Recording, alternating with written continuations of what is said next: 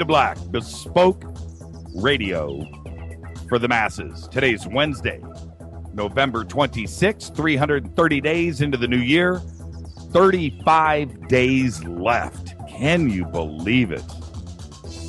Where did it go? Some people want to know. Live from the JP Motorsports Studios right here in Burbank, California, for KJCR and the Dark Matter Radio Network. I'm your humble host, Jimmy Church. Night before Thanksgiving. Happy Thanksgiving, everybody. I'm going to say that a few times tonight.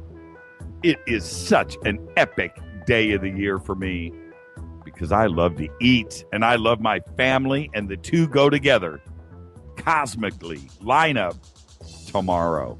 I'm serious. I love Thanksgiving. I really do.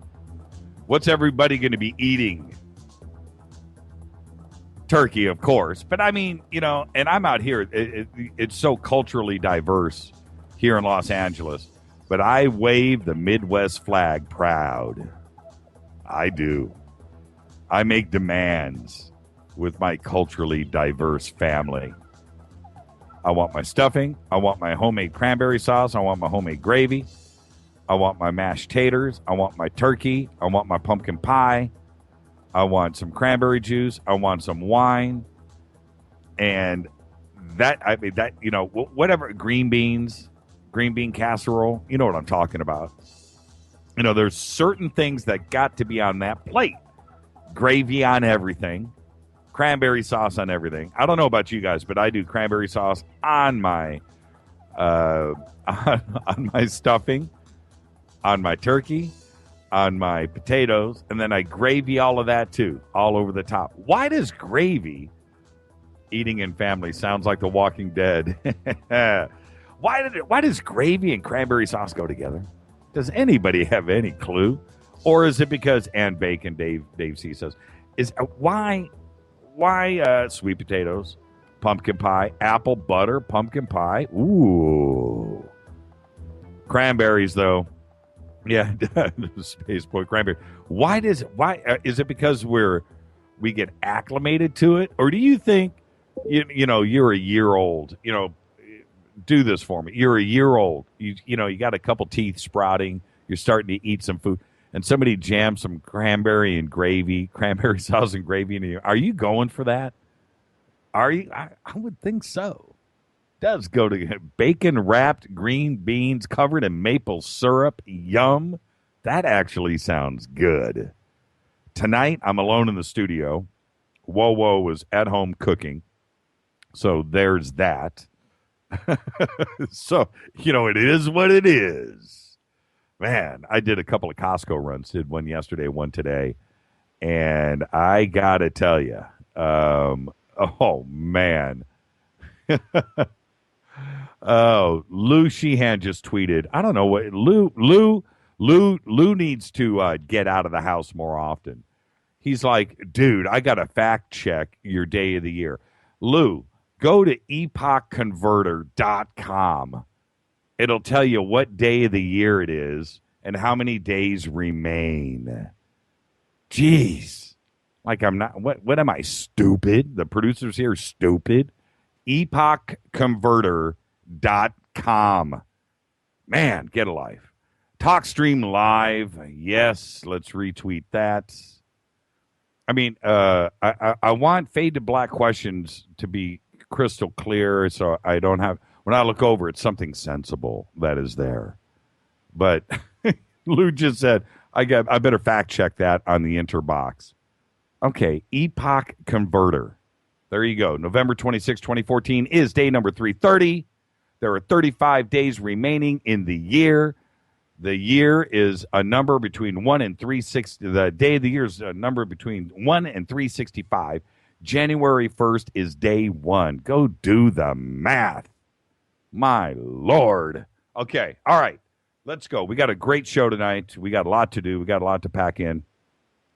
We will have Doug Aldrich with us here in about 10 minutes. Excited about that. And then Linda Moulton Howe will be joining us at the bottom of the hour. I am ready. Tomorrow we are off. There will be a best of tomorrow night. I told Keith, I said, run Graham Hancock. If somebody's going to listen on Thanksgiving evening, give them something to listen to. Do some Graham. So I think we're going to run Graham Hancock tomorrow night. But all the shows are good. But I thought, for a treat, a Thanksgiving treat. Graham Hancock. Big salute to the proud men and women in uniform all around the world right now. This is Thanksgiving that are out there that can't be home with family, friends. They're having Thanksgiving dinner with their mates out there.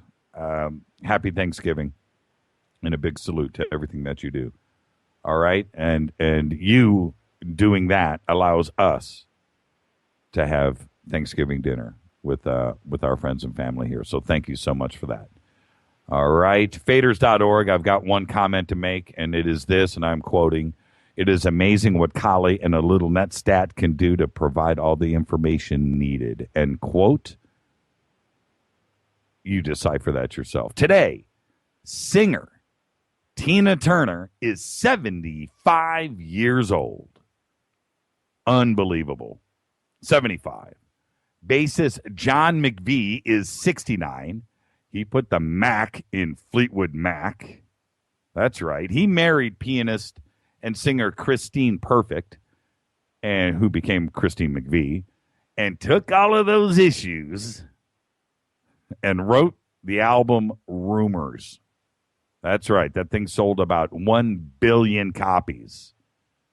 Just goes to show you. Every time you hear a really cool song, cool love song, you hear that good blues song, good romantic, you just listen to that, and all you got to do is sit back and go, somebody broke their heart. That's how it happens. That's how it happens. All of that good stuff comes from something really, really bad. A lot of sleepless nights. James Taylor comes to mind. Enough of that. Our dead guy's birthday today is Charles Schultz. Born in 1922, died in 2000. He gave us Charlie Brown. End of story. And, without Charles Schultz, we don't have Charlie Brown Christmas. Think about that. Charles Schultz gave us Charlie Brown. Our dead guy's birthday today. Twitter, I am still getting email over the best movie quotes ever. What I'm going to do tonight, and it looks like it's all going down anyway. What do you guys, is anybody doing crazy stuff for Thanksgiving? As far as, I'm not talking about fighting with your family. I mean, that's going to go down. I'll have a good fight tomorrow. That's part of Thanksgiving. It's great. You got to look forward to that. And that's not what I'm referring to. Is there something that you guys cook for Thanksgiving dinner that's different? I like the standard stuff. Bam, bam, bam, bam, bam, bam, bam. But does your family do anything out of the box? Not deep fry turkey. That's a trend. That's kind of passe. I'm sure somebody is going to tweet now. What? Everybody deep fries turkey. That's the best. That's the best, man. What are you talking about? Well, okay. Enough houses burned down here in California with people that didn't know what they were doing. Eating surfers fried rice. Interesting. All right. Yeah. What's going to hit your table that is a little different, a little off the beaten path, something a little strange? Bacon wrapped turkey? Really? Walter, are you really doing a bacon wrapped turkey? Donna says she cooks their turkey on a solar cooker. Bob is going to do ham. Okay. Michael Anderson says we blow up pumpkins with shotguns in the backyard of Cloverdale. Charles says George Aruda says, I met Charles Schultz when I delivered to his hospital room. It was astounding. He even said, good grief. What a gentleman.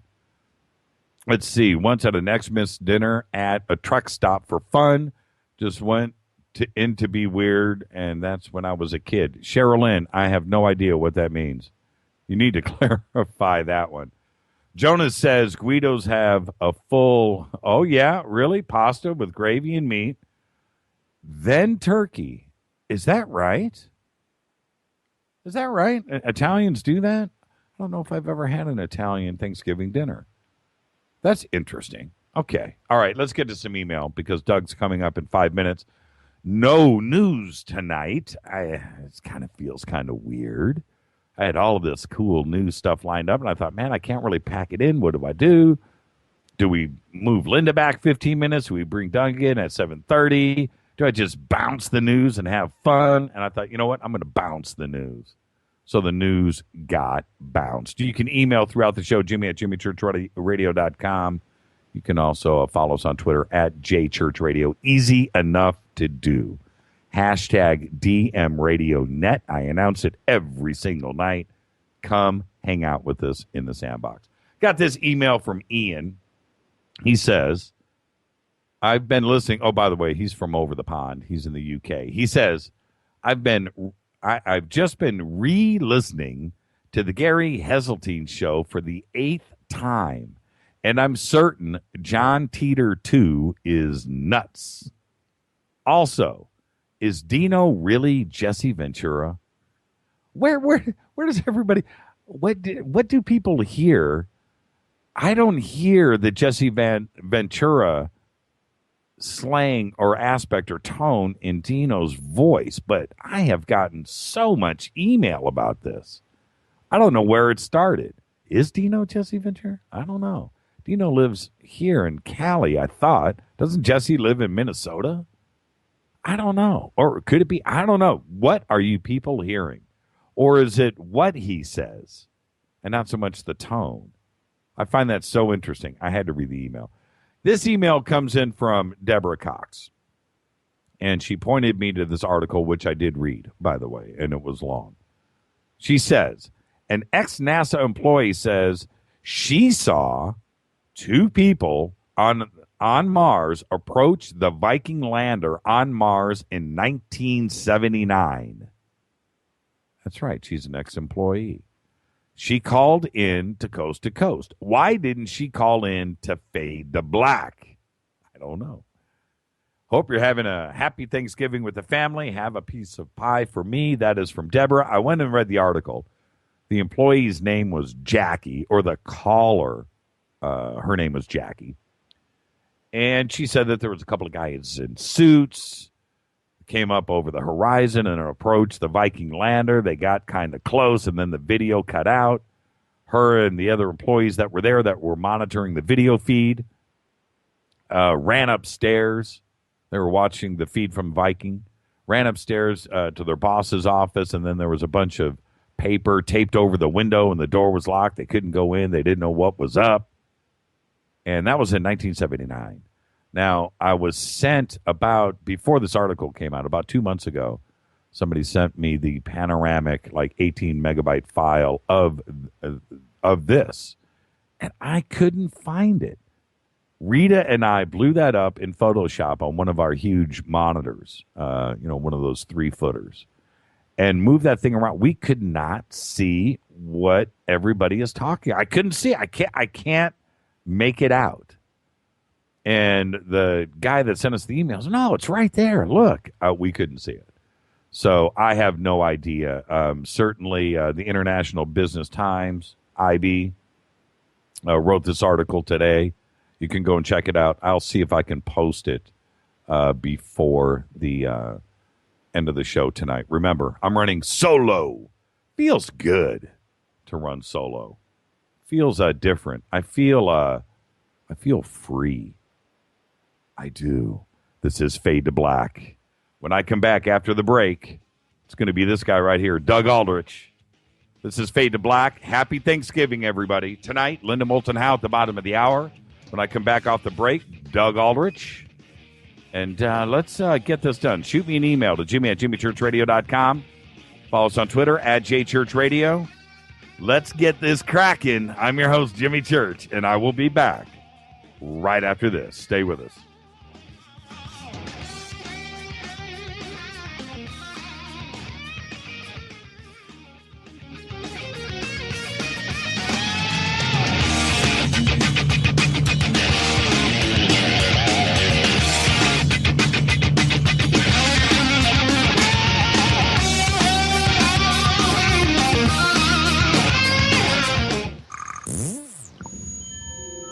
You're listening to Jimmy Church Fade to Black on the Dark Matter Radio Network.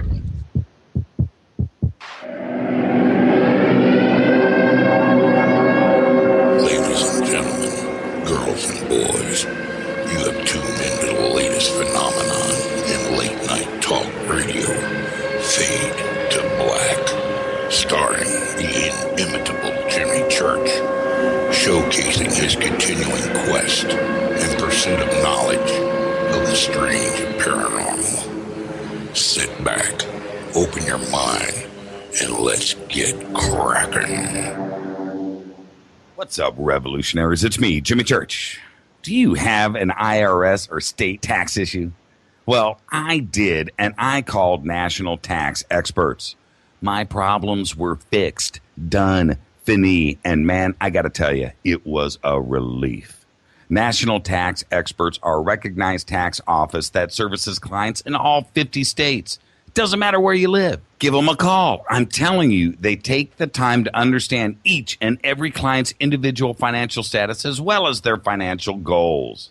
And that's exactly what you need, my brother, when you're taking on the evil three-letter. So, seriously, give them a call today at 1-877-909-5444.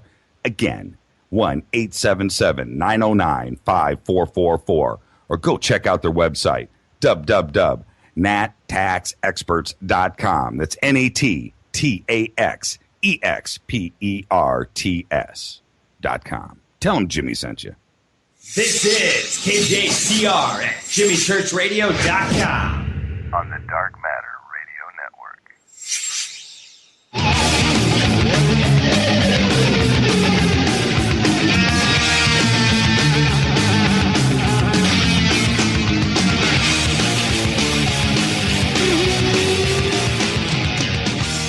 All right, everybody, welcome back. Fade to Black, bespoke radio for the masses. I'm your host, Jimmy Church. We are only on the Dark Matter Radio Network. Shoot me an email right now to jimmy@jimmychurchradio.com. You can follow us on Twitter. Twitter's lighting up. We'll probably burn through 3,000 tweets tonight. Come hang out, hashtag DMRadioNet. That's what you want to do. Happy Thanksgiving, everybody. And I would like to welcome to the program a really good friend of Fade to Black, our close friend, Doug Aldrich. Hey, Doug, it's pretty cool listening to your stuff as bumper music, isn't it? Yes, it is. Hey, Jimmy, how are you, man? Thanks for having me on, brother. Hey, brother, it's all back at you, and thank you so much. And I do want to say, for all of the Fadernauts out there, we've been using your music all year. And they love it. And I just want to say, for all of the Fadernauts, thank you for letting us do that, man. It's such a treat. Well, thank you, and I want to thank the Fadernauts because the Fadernauts rule. That's it. They do, don't they?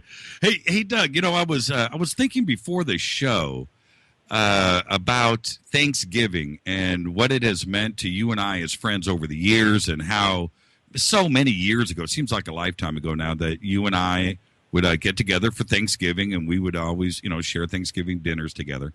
And here we are so many years later. Our careers have gone in different directions. Our life has gone in different directions, although we're neighbors. But how has life changed for you? It's always getting better. Every day it's getting better and better. I'm super blessed. I have a great wife. Her name is Danny. She's from Cologne, Germany, and she's awesome, and I'm very thankful for her. And another thing that, since you and I used to hang out all the time, like you said, and life intercedes, and one of the part of life that intercedes is that I have a son called Ryder. Yeah, he rocks. Is 5, and he's the greatest thing that ever happened to me. It's awesome. So my life changed a little bit recently, leaving Whitesnake and kind of focusing a little closer to home so I could be with the family. And that's what I've been doing. I'll say this before we move on. Thanksgiving is so important, and I used to watch you with my daughters when they were so young, 1, 2, 3, 4, 5 years old, and how you how you just love kids. Now you've got Ryder, and I can only imagine you must be the coolest friggin' dad like ever. I don't know about that, but I definitely try to be the best dad I can. I got a lot to learn. We could probably talk about that all night long because you're a great dad. But anyway, I'm just life's gotten better and better, and for both of us, and really blessed. And Thanksgiving is a good time to remember all that stuff and be thankful and just take a time out. But it's best, to be obviously if you can be with family and friends and stuff. But either way, when you've got your immediate family with you, that doesn't matter where you are. It's all good. Exactly. So again, happy Thanksgiving. Let's move on. We've got very little time, so let's pack in as much as we can Cool. Over the next few minutes. But the first thing in the big news that hit the media this week, they're calling it a supergroup, Doug. I haven't heard that term in a long time. But Revolution Saints, Dean Castronovo, Jack Blades, yourself, you just have to tell us all about it. What's going on? It just kind of came together. It was very spontaneous and appeared out of nowhere, actually, that it originally started off as Dean's kind of solo project, and then they decided let's get Jack Blades to play bass. Those guys are friends, and Jack is I think they played together on Jack's solo stuff, and they've been friends for years, both Northern California guys. And then when talking about what guitar players they might like to work with for this project, my name came up, and then all of a sudden the record company said, you know what, that's more of a band than a project. So it kind of turned into a serious band situation at that point, and we began recording. I guess it was about June or so, and recorded through August, and then turned over the stuff, and it was mixed by a really talented. He's kind of a up and coming producer, Alessandro Del Vecchio.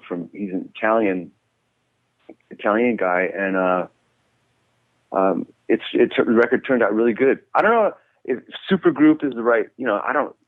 I just look at it as a group of friends.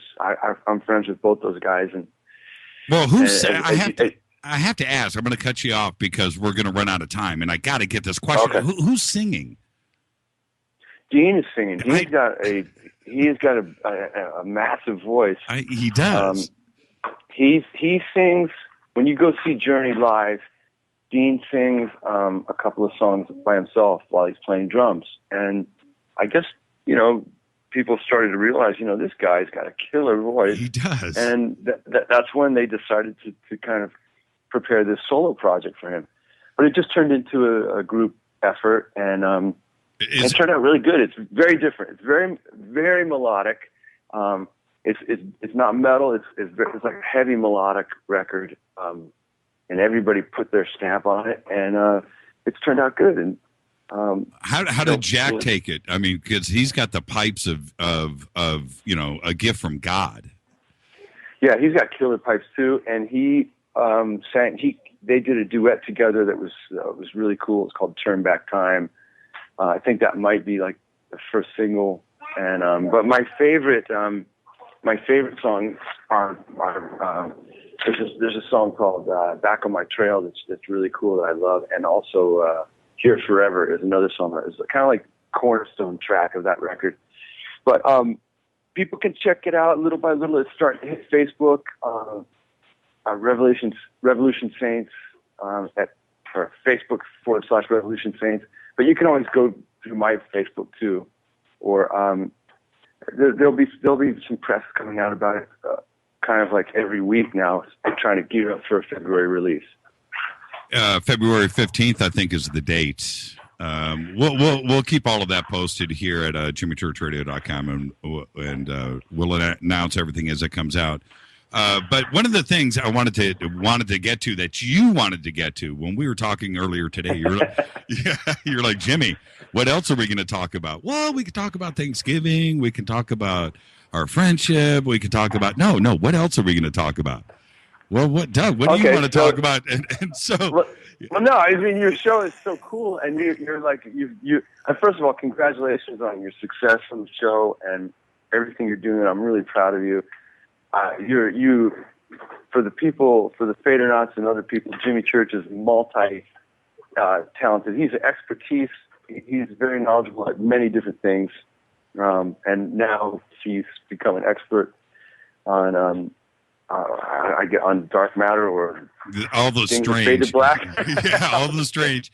Well, and you said, Jimmy, I'm living out here in Las Vegas, and I see strange stuff all the time, and I want to talk about that. And so, what have you? You're out there every night. What are you seeing in the skies out there?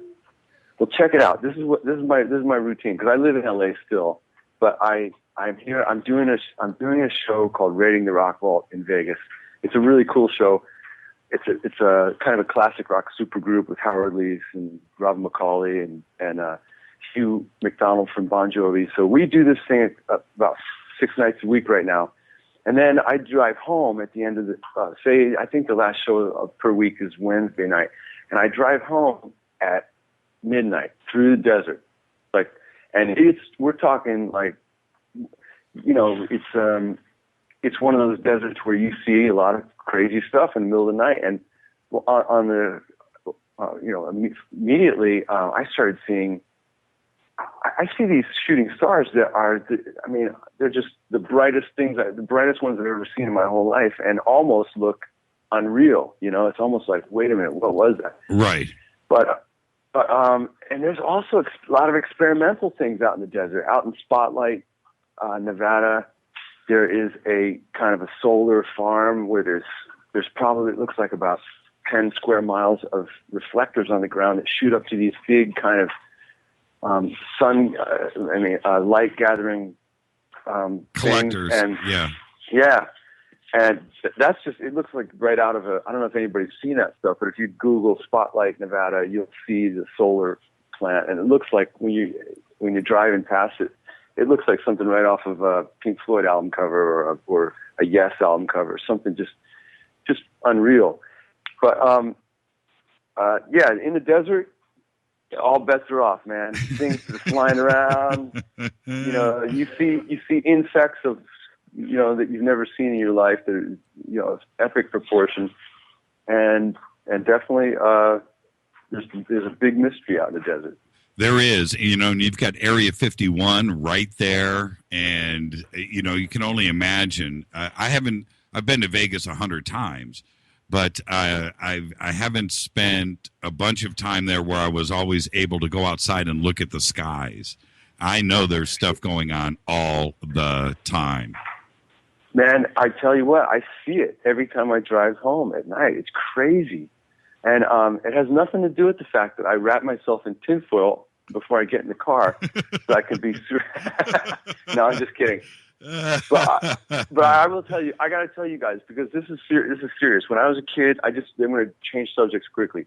But when I was a kid I lived in Washington, D.C., and I saw what I still believe was a UFO. It could never be described. I don't know what it was, but it was a group of red lights that were flying in formation, and it was bizarre. And I watched it just go slowly over my head, like I could almost touch it, but it was by the clouds. But it looked like I could almost reach it. Could never figure out what it was. Maybe it was maybe there's some explanation, but maybe not. Yeah, was that back in Philly, or was that out here? That was in Washington, D.C. That was outside of Washington in Potomac, Maryland. I lived. Wow. So it would be a really, if it was a very populated area. It's not like, the desert where you can get away with all kinds of experiments or whatever. But wow, I'll never forget that, man. I'll never forget that thing. You've got to, you have such a busy schedule and everything. Oh, I wanted to ask you, but you've got to come back on the show and spend some time with us. But I will. how are you juggling, really quick, we've got about 1 minute left. Okay. How are you juggling everything? What's happening with Steamroller? What's going to happen with Burning Rain? Burning Rain's got some dates in November in the West Coast we're going to do. Steamroller is a fun thing that I do that you never know. It may turn into something original at some point, but it's pretty much just a really kick-ass jam band that we tool around and play covers. But I am basically put family first. That's what I'm doing right now, and I've got the show in Vegas. It's at the Tropicana. Revolution Saints is gearing up, so who knows what's going to happen with that? But hopefully, good things. And I love to play and write, so I'm going to be always be doing that and be listening to you, my friend. Thank you so much, Doug. Have a great Thanksgiving tomorrow. Give my best to your wife and Ryder, and just have a great, safe Thanksgiving. Thank you so much. Thanks, brother. You too. Love you, man. Talk to you later. Love you back. Thanks, Doug. Okay, bye. Doug Aldrich, everybody. Wow. There you go. Putting family first, and that's the way it should be. And here's a little Doug for you. We're going to roll out. Let's right after the break. Linda Moulton Howe. This is Fade to Black on the Dark Matter Radio Network. I'm your host, Jimmy Church. Follow us on Twitter at JChurchRadio. Shoot me an email, Jimmy@JimmyChurchRadio.com. I'll be back with Linda Moulton Howe right after this break. Stay with us.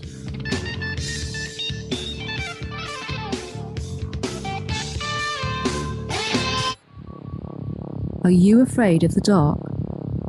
Don't move. Don't touch that mouse. You are listening to Fade to Black, bespoke radio for the masses, on JimmyChurchRadio.com.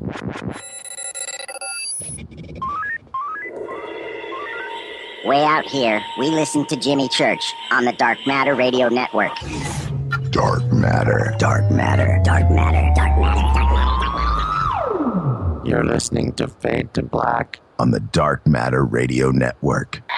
¿Qué tal, mis amigos? Yo soy Mario Carson, el tiburón, y los invito para que escuchen a mi buen amigo Jimmy Church Radio. ¡Claro que sí!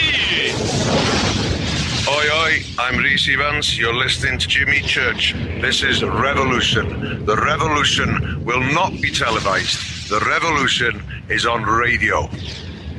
Ciao.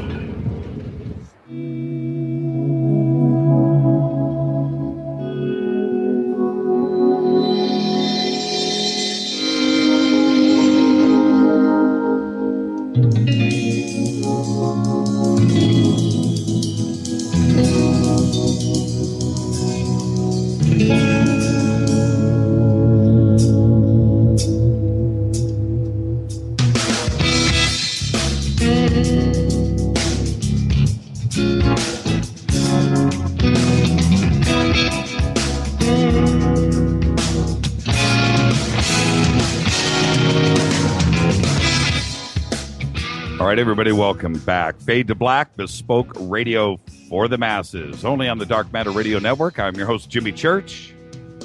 Shoot me an email to Jimmy@JimmyChurchRadio.com. You can also follow us on Twitter right now at JChurchRadio, #DMRadioNet. Linda Moulton Howe is an Emmy award-winning TV producer, investigative reporter for radio and internet, and an author who goes directly to the men and women at the forefront of science and environmental breakthroughs, and to firsthand eyewitnesses of high strangeness. Howe has received 24 TV production and journalism awards for excellence. Earthfiles.com is her website. It received the 2006 W3 Silver Award for excellence in news categories and the 2003 Web Award for the Standard of Excellence. I would like to welcome to the program our good friend, Linda Moulton Howe. Linda, happy Thanksgiving. And happy Thanksgiving to you, Jimmy, and all of your listeners at a time where I feel that we are all going to sit down and say to each other, we are glad we have our family and our friends. But also underlying is the tension and the chaos in this country that is challenging everyone now to wonder, what is the next step for the United States of America in the wake of the revelations of Snowden and what all of us have been experiencing in the last year, well, I would say maybe a decade since 9/11, an increasing tightening that we had never experienced before in our lives, in our work.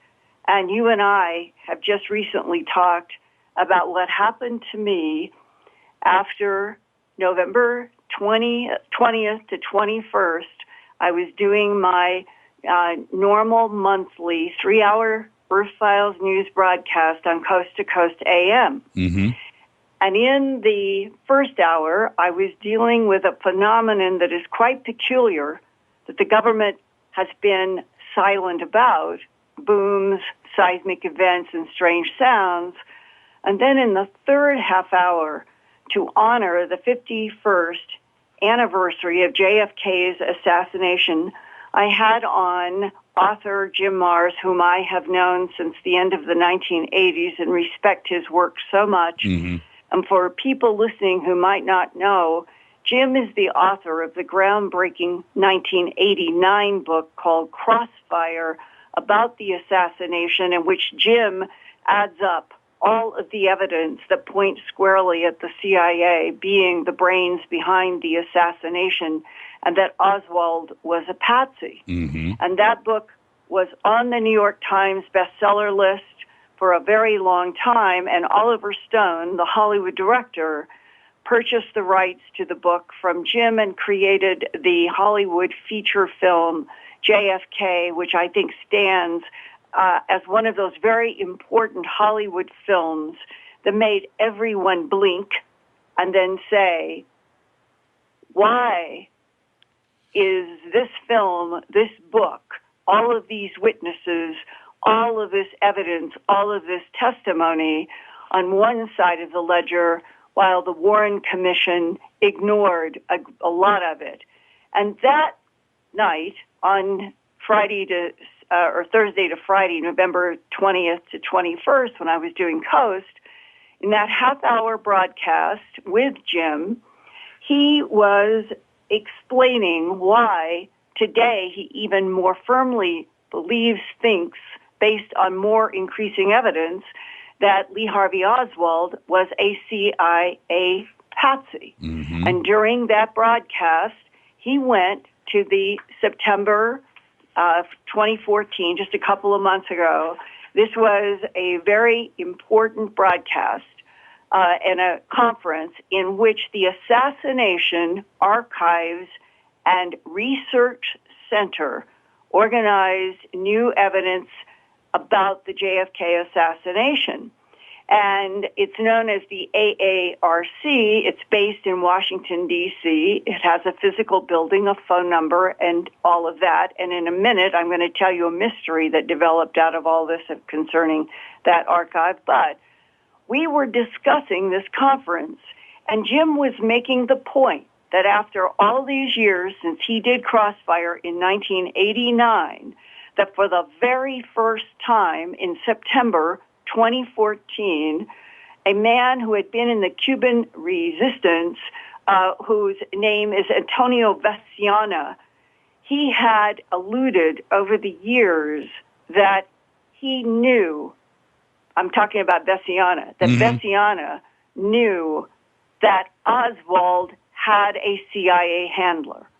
It was not until the September 26 to 28, 2014 conference that was held back in Maryland in the Baltimore area that Veciana said for the first time without qualifying that the CIA handler that he saw with Oswald was David Atlee Phillips. Now, why is this significant?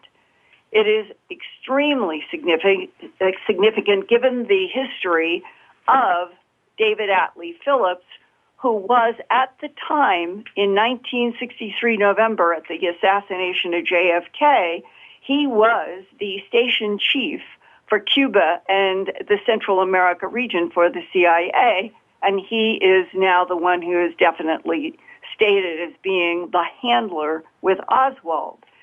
And further, when Lee Phillips, who is now deceased, after he retired from the CIA, he did an interesting thing. He organized something called the Association of Former Intelligence Officers. And everybody who knew him said it was because he was so upset from whatever knowledge he had before retiring and what he was able to say after, having to do, and this is coming from the retired CIA agent, that Oswald was a CIA operative.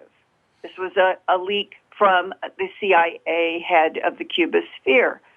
This all added up in my broadcast on November 20th to the 21st on Coast to Coast talking with my dear friend and the author of Crossfire and many other books, Jim Marrs, saying that he thinks this is the closest that we now have assembled evidence that Lee Harvey Oswald was a double agent working for the CIA.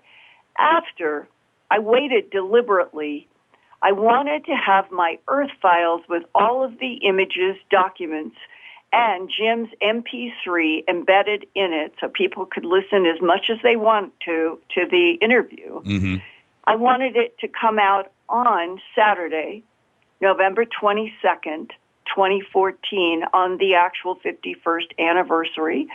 And that morning, I was putting it together and ran into the first unusual challenge of Saturday, November 22nd. I want to remind everybody, Linda, that we're talking 4 days ago. I want the audience to understand what we're talking about here. This is it's very important. Okay. I went to the website that I had in Jim's work, my work, references, paper, and was the sponsor of the September 2014 conference having to do with new evidence on the JFK assassination linking to the CIA. And when I went to the Assassination Archives and Research Center website, I got the Safari cannot find this website. So I went to the next one, and I had done a Google search for the website. And Jimmy and the audience, I went through, and you know how at the bottom of searches, it goes 1 through 10, and you might have 10 to 15 different websites per page, and you can go up to maybe 150 if they fill up all the pages. Yep. I went through approximately 50 links having to do with the Assassination Archives and Research on Saturday, November 22nd, and every single one was blocked. Every single one. At that point, trying to understand, well, what in the world would somebody actually have manipulated so nobody on the 51st anniversary could go in and see all of this new information? And I remember thinking that on Saturday morning, and what I did when I posted my Earth Files web story with Jim's interview and having gone to all these blocks and they never cleared, that is why at the end of my Earth Files story called 51st Anniversary of JFK's Assassination is November 22nd, 2014, and author Jim Marrs says Oswald was a CIA patsy.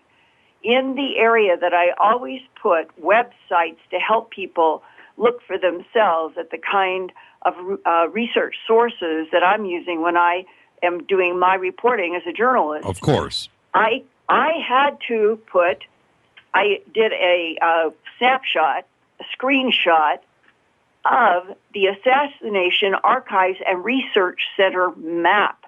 I had to go to a Google map because every single reference to them was blocked. And so I did and put this screenshot in there that showed that it is at 1003 K Street, Northwest, in a suite number 640, Washington, D.C., zip code 20001, phone 202-393-1921. It exists. So that's what I had to resort to do.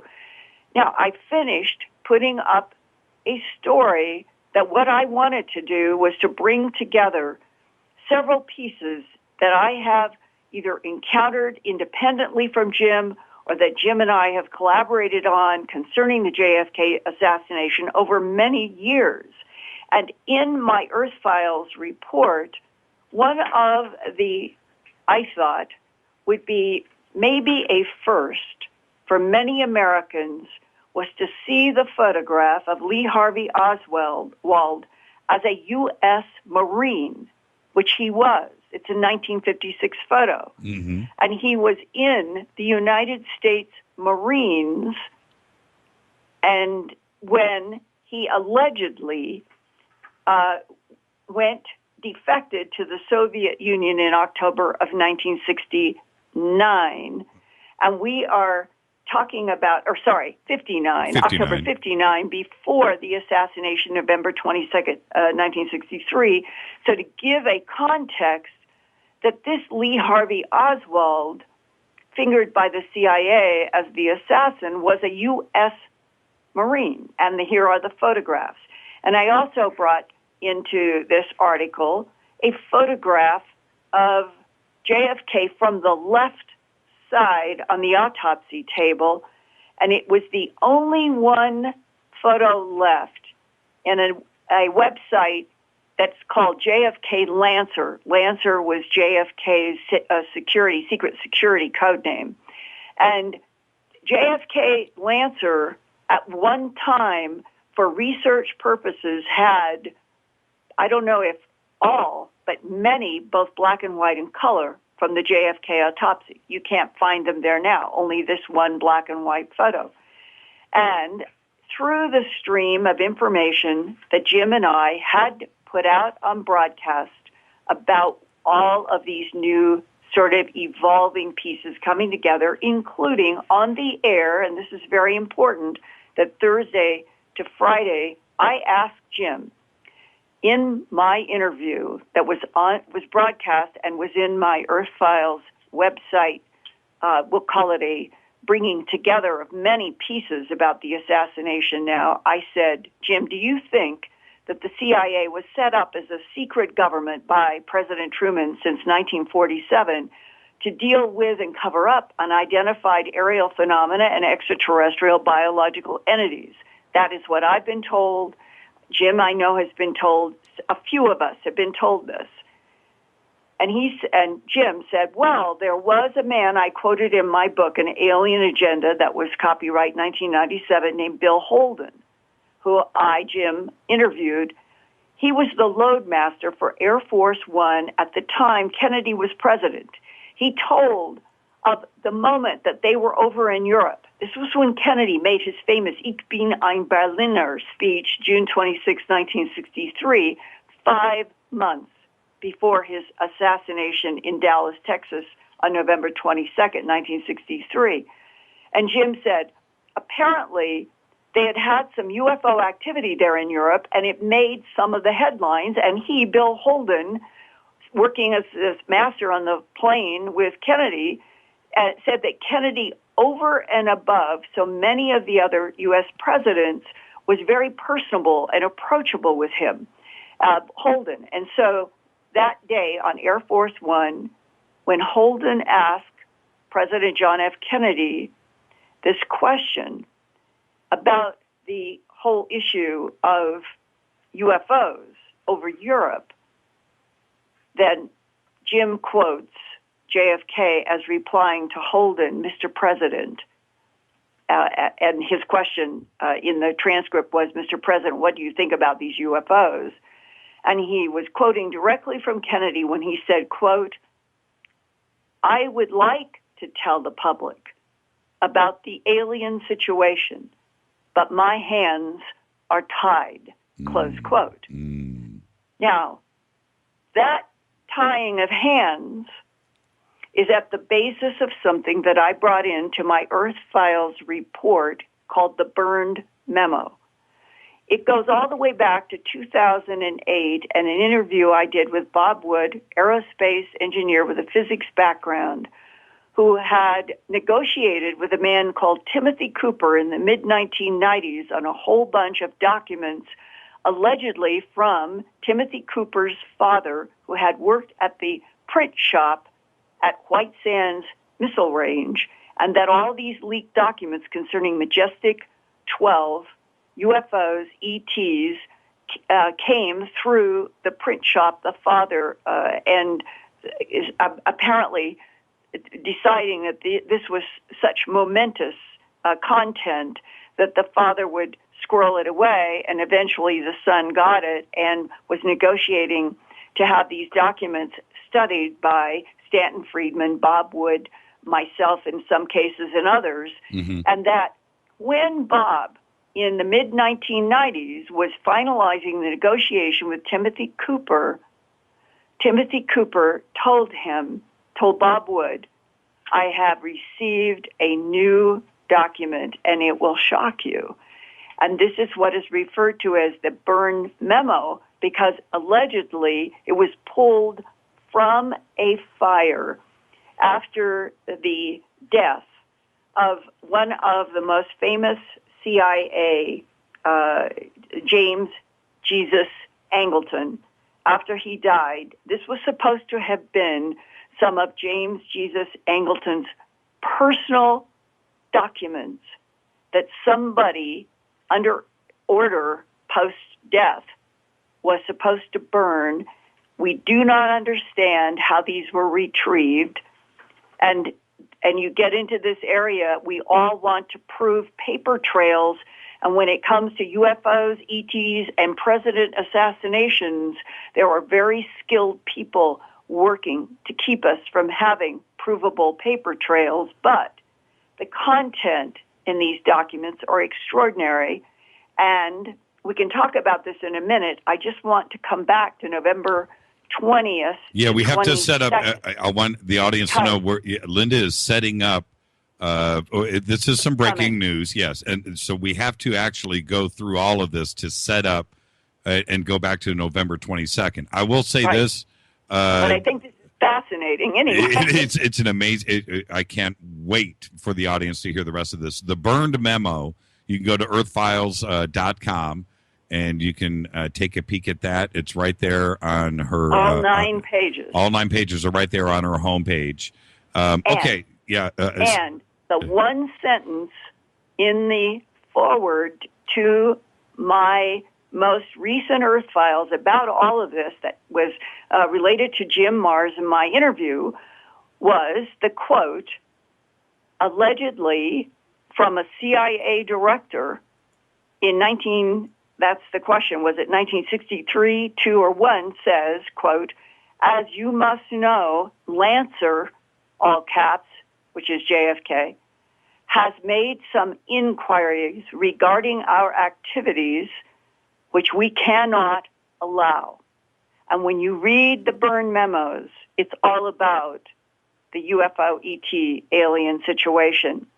And I'm going to put over on our game table here with all these various pieces to tell you something about that. But I'm now going to say that all of this is in my earthfiles.com report. It's filed under Environment. The entire world can go to Earth Files on the headlines page, click on the purple link right to the 51st anniversary of JFK's assassination, and author Jim Marr says Oswald was a CIA patsy.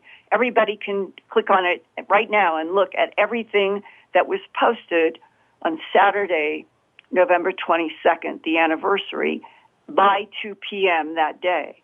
And I left thinking that this was a step forward in terms of bringing together and weaving pieces that maybe had not been woven together in one place, adding to the CIA's frustration with John F. Kennedy over Cuba, the mob. There were a whole bunch of complaints, but the big one was that John F. Kennedy wanted to tell the American public and the world about interactions of extraterrestrials on this planet, and telling him no and or resisting would have been the CIA and the very powerful and opaque MJ1. So now I leave, and I went to join family and friends to see the incredible Interstellar, and felt like I went far into the future, way away from all of this, in this incredible, way beyond a movie, life-changing event of Interstellar. And we went to dinner after with everybody completely stunned by what is in this IMAX production. Mm-hmm. And I didn't get home till about 11:30 to midnight. And the first thing I did was go to check emails, and I see several that are saying, Linda, what has happened to Earth Files?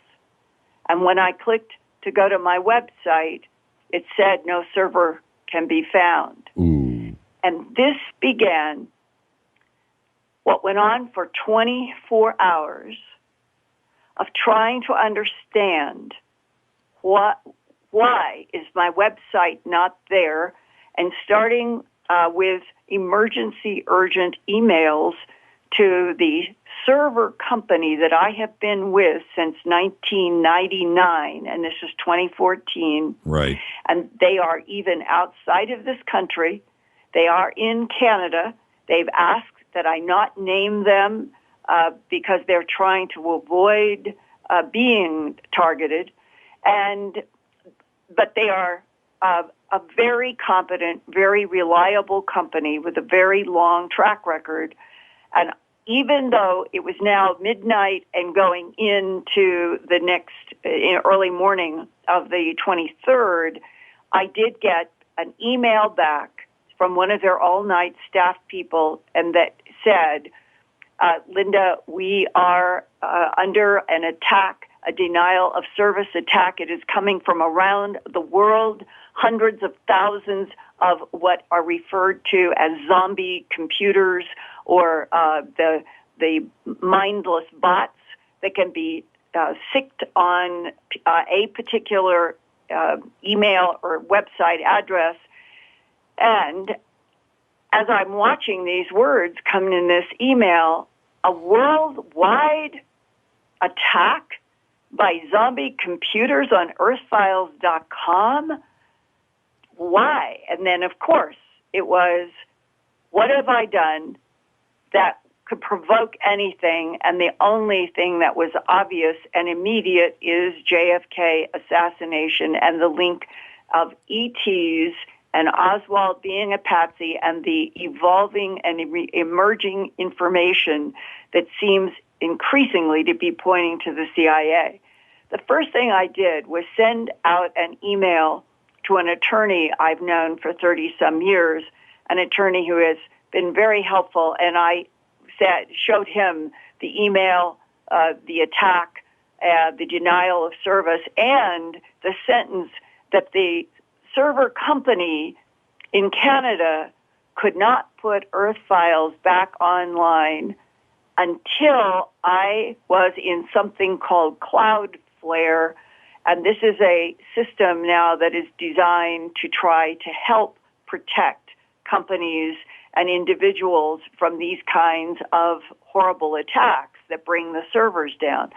As it turned out, I learned as the night went on and the morning came and we were wrestling with this for 24 hours, that a number of computers around the world that had received a signal from somebody's switch, flick of the switch, to all aim, that's what this does. That's what a denial of service attack does.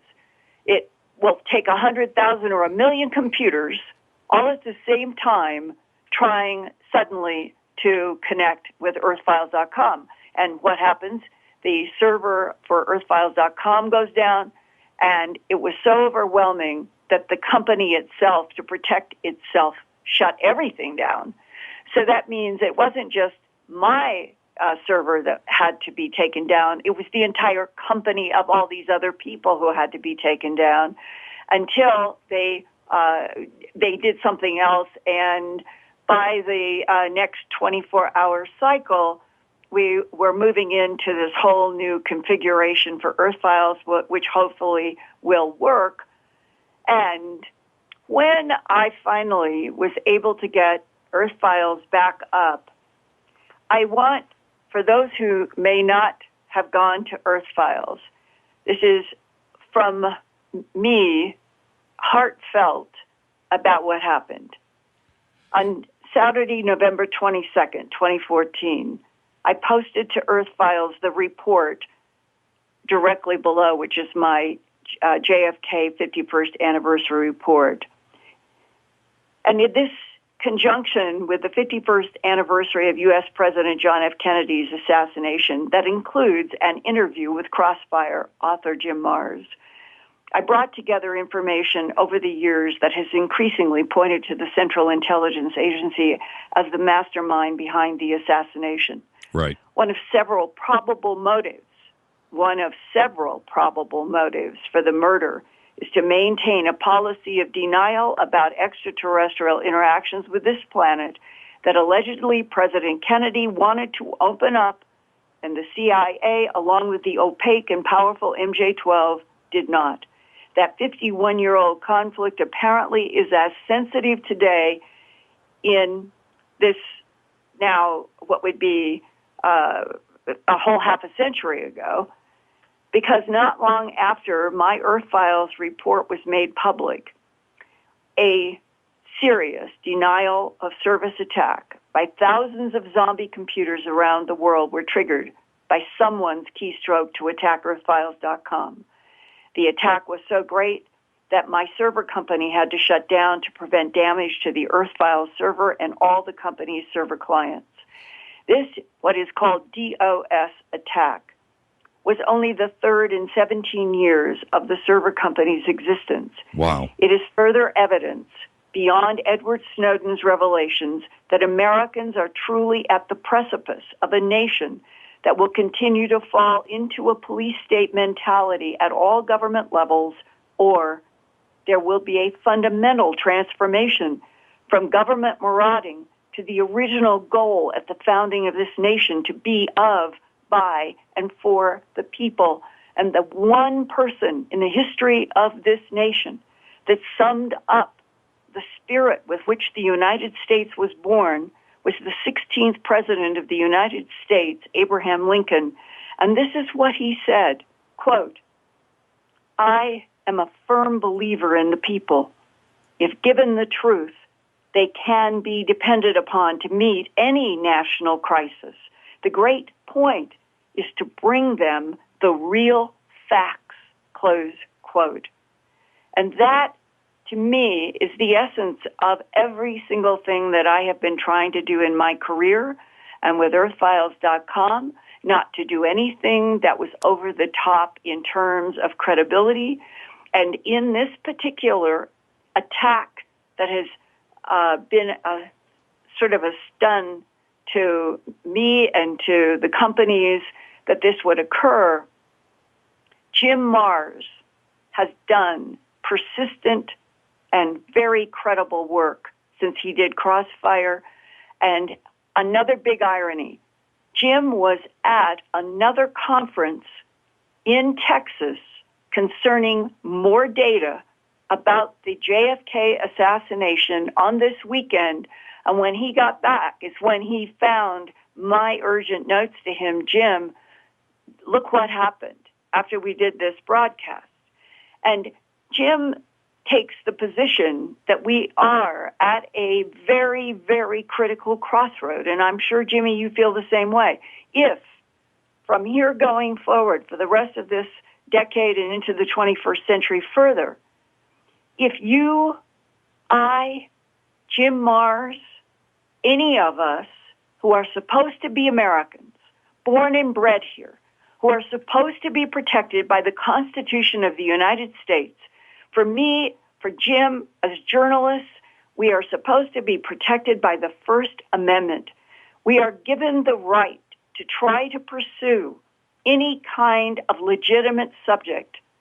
And all I know to do is that I have to keep going forward, step by step, acting, thinking, I am an American. I am protected by the Constitution and Bill of Rights. That's right. And that there is no other way for me, for Jim, for any of us to keep going forward until somebody stands in front of us and says, sorry, we are now a fascist police state for real. That's right. And this is the most critical time. It is as if we are all standing out in some kind of a big plaza of the United States, and Ferguson, Missouri, with all of those problems there, in a strange way. All of these are facets of the same issue. They are. Of some kind of marauding. And the one thing that I never, ever thought in my existence as an American in the United States is that I would actually begin to wonder, real, day by day, should I be afraid of the government of the United States as an American? And as a journalist, that's an important, And I'm going to let you. I'm listening. I'm on the edge of my seat, but I have to say one thing: journalists were supposed to be left alone. It is the First Amendment, and that is it's the very foundations, the very fabric that this country is woven with, and that's the comfort that you have always had as a journalist, as an investigative reporter, is to go out and find and distribute the truth as you want to report it, and that's your right. And the second that you feel that is being manhandled, then you have to question everything, and I can't say any more than that. And were you in a surreal moment? Were you like, am I going nuts here? This isn't supposed to happen. The surrealness was the depression that I felt that I have lived to a point in a nation that is so young, that was founded in the spirit of the opposite of government pincers. Right. And that in such a short period of time, it isn't just 9/11, the Kennedy assassination in November 22nd, 1963, 51 years ago, was, from Jim Marr's point of view, a coup d'etat. That's right. That the insiders that have been writing the difficult extraterrestrial, I'm going to say, policy of denial and lies, that they were chartered by, and that's the interesting question in all this, did it begin with Franklin Delano Roosevelt? There really is a lot of what we think are legitimate documents concerning, where they had phrases such as celestial vehicles, and the Secretary of War there are memos with FDR about what happened in February of 1942 when we came into the war in 1941. But now I'm in February 1942 when there was that alleged attack in Los Angeles, and there was the photograph of the artillery. There are documents between the Secretary of War, Marshall, and Franklin Delano Roosevelt in which the phrases are that these celestial vehicles, that we were able to shoot down 2 of these strange vehicles, and the documents are going back and forth between FDR and Marshall during that February to March period of time. I've done a lot of reporting about that at earthfiles.com. All of those documents that I have been able to get, along with Bob Wood and others, they're all in Earth Files. That's one of the things that earthfiles.com is now, this gigantic, like an encyclopedia archive, all in chronological order since 1999, so that every report and every word I have written in these 15 years is all there chronologically, with all of the documents, all of the photos, all of the illustrations, all of the maps. So there are now about 50,000 images in Earth Files, and that includes these documents that we have been able to get, in some cases in archive searches, sometimes in leaks, but it does push the dialogue on extraterrestrials and retrieval operations back to FDR, but it really comes into focus during the Truman administration. And in fact, when you look at the timeline of what we think are the facts, no matter what has been pushed by the phony Project Blue Book, that 3 wedge-shaped, not disc-shaped, 3 wedge-shaped, like pieces of pie shape, came down between July 2nd and July 5th of 1947. One came down between Corona and Roswell. One came down near the Trinity site on the White Sands, what was then proving ground, now missile range. Mm-hmm. And another one came down 30 miles east of Alamogordo in the Mescalero Indian Reservation. Those three involved different security teams that came out of Los Alamos, and that there was a retrieval of bodies, perhaps one or two alive, and the technology in those vehicles, and that there was a mistake made, I believe, at the Roswell Army Airfield when that teletype sent out that message that a flying saucer or flying disc had crashed and was retrieved.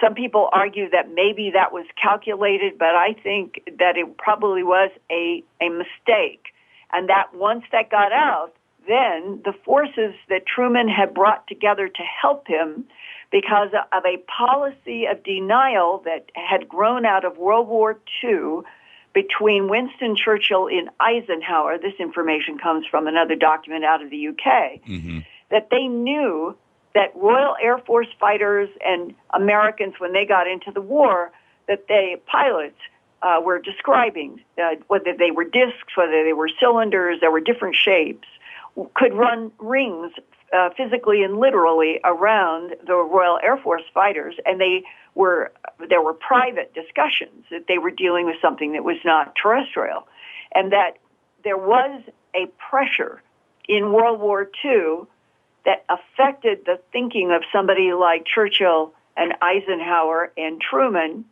that they would say, we're going to put a clamp on this till we understand who they are, why they're here, what they are doing. And coming in the war time, I can sort of have sympathy and compassion for them making that decision. But then to keep the policy of denial and lies going to this day, to keep policies and restrictions that have hurt people in their lives, perhaps, as far as I know, that the Kennedy assassination would not be the only person who had been at the end of a bullet because they decided that this information had to be kept under wraps, perhaps forever. Forrestal's a good example of that. Well, you know, that is such an interesting subject, Forrestal. He was our first Secretary of Defense. He was only in office approximately 18 months before he went out. I believe it was the 9th or 16th floor of the Bethesda Naval Hospital. And he was there because for 2 or 3 months in what would have been, he was appointed the first Secretary of Defense on or about the same day of the creation of the Central Intelligence Agency on September 18th, 1947. And Forrestal then went into office in the fall of 47. To the fall of 48 is 1 year. And he died in May of 1949 going out a window at Bethesda Naval Hospital. I have had a discussion with somebody who knew that Forrestal family.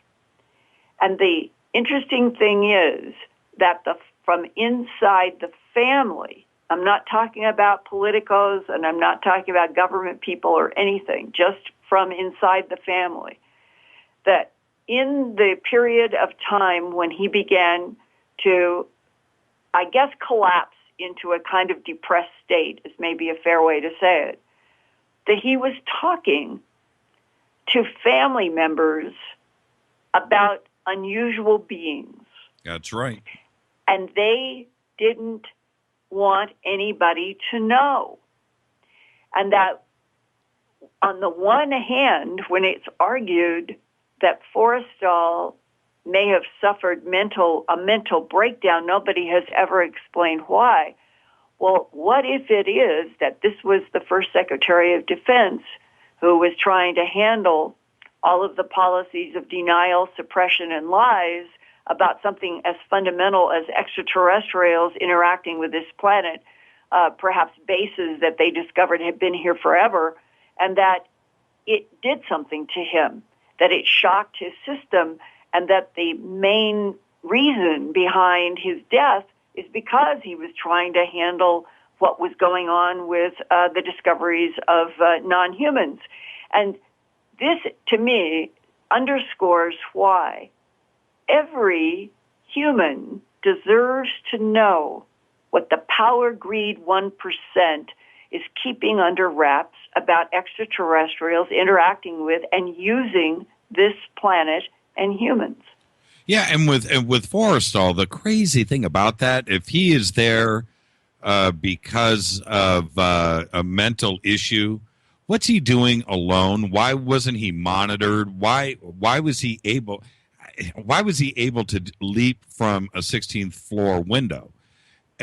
Unless he was allowed to leap or pushed from the window, because that he was well, you have MJ-12, you have that, you have all of the Department of Defense and everything else there. He was a very important individual. Why was he alone and allowed to do that? Unless Jim Mars has raised the question, did he really get up and go to that window on his own volition, or was somebody behind him? Right. I mean, he was pushed. It's a terrible thing that we are describing, but we laugh in nervousness because the longer that this whole evolution of lies and policy of denials has gone on to this day, and we realize that these severe cover-ups were happening during World War II and before. I think if the Cape Girardeau crash in 1941 is correct, it was in one of the leaked papers that Bob Wood got that described a 1941 retrieval of a neutronic propulsion system. That was the word. Neutronic would refer to neutrons. A neutronic propulsion device was taken in 1941 from Cape Girardeau, Missouri. Mm-hmm. And where did it go? Hand delivered to Robert Oppenheimer. And what was Robert Oppenheimer involved with? The bomb.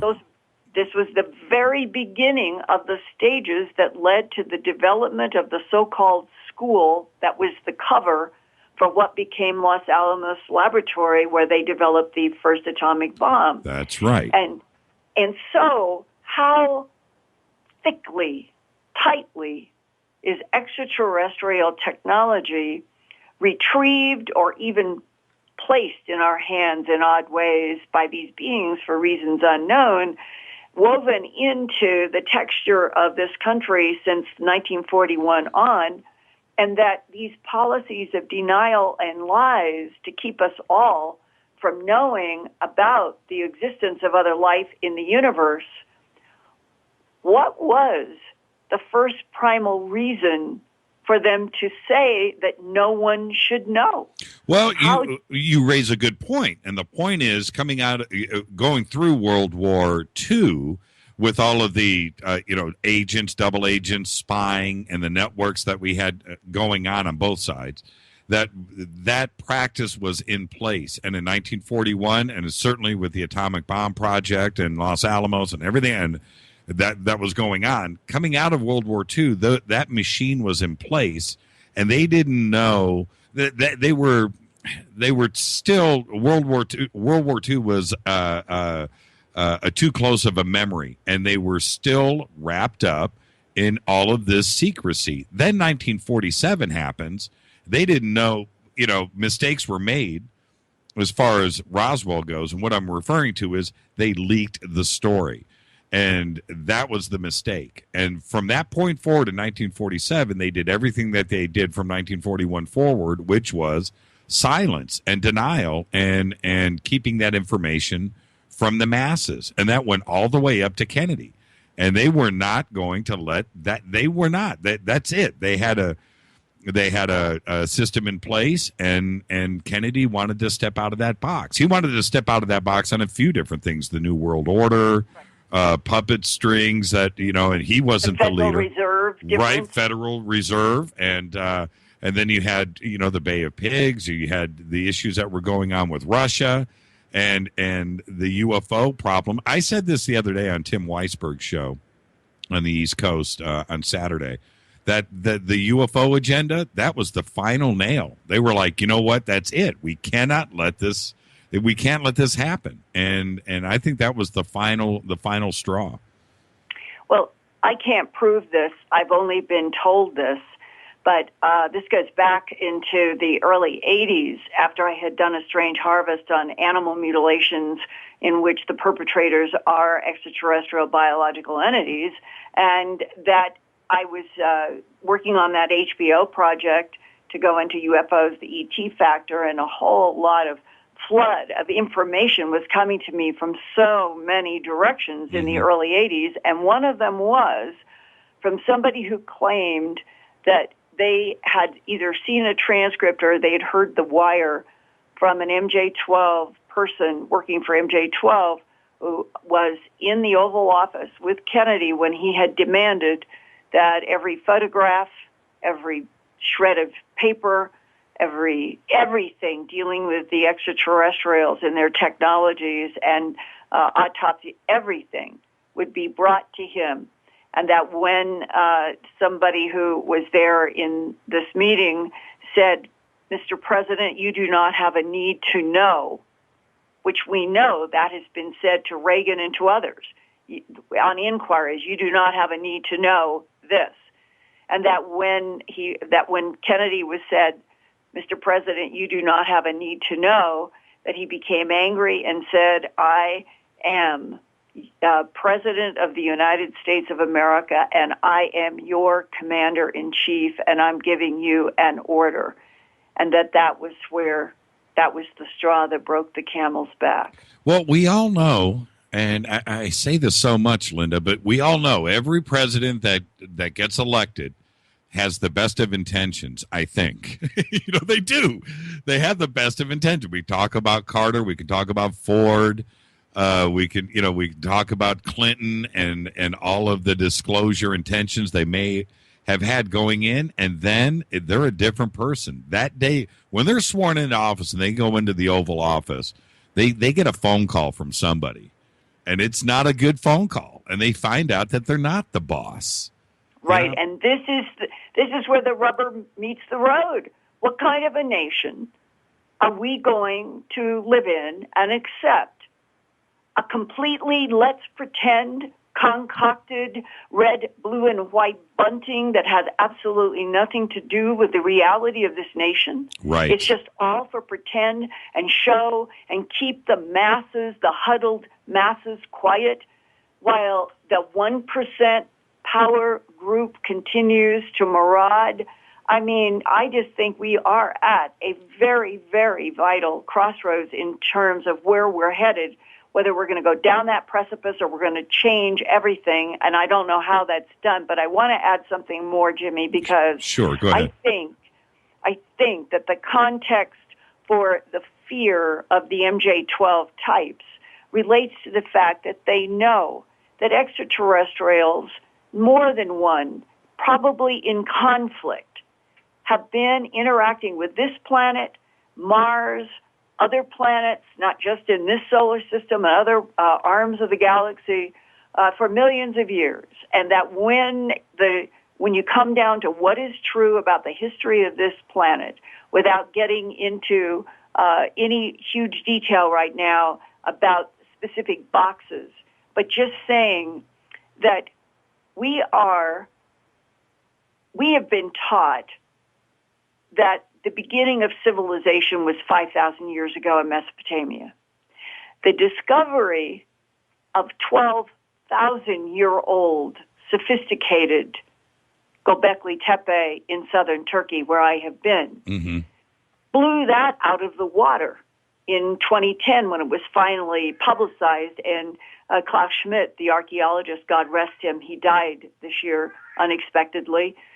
Klaus Schmidt had been working on taking dirt off of all of these pillars covering the Göbekli Tepe Hill since 1994, and nobody knew about this really until about 2010. Mm-hmm. And he had done so much careful carbon dating that he was able to say to any scientist, here it is, we're in 12,000-year-old pillars and soil. Now, why is this significant? It isn't just Göbekli Tepe that is probably the work of another intelligence beyond human. Right. It goes to the heart of Cheops. It goes to the heart of Sacsayhuaman, Oman, and Ollantaytambo in Peru. Yep. It goes to that incredible place that might be in Romania and around the world. We can keep on going. And this is why in the past year, I have been doing for conferences a presentation that I call 10,000 BC Göbekli Tepe. That's 12,000 years, 10,000 BC Göbekli Tepe, and ancient stone circles. And I raise the question, is this ET terraforming?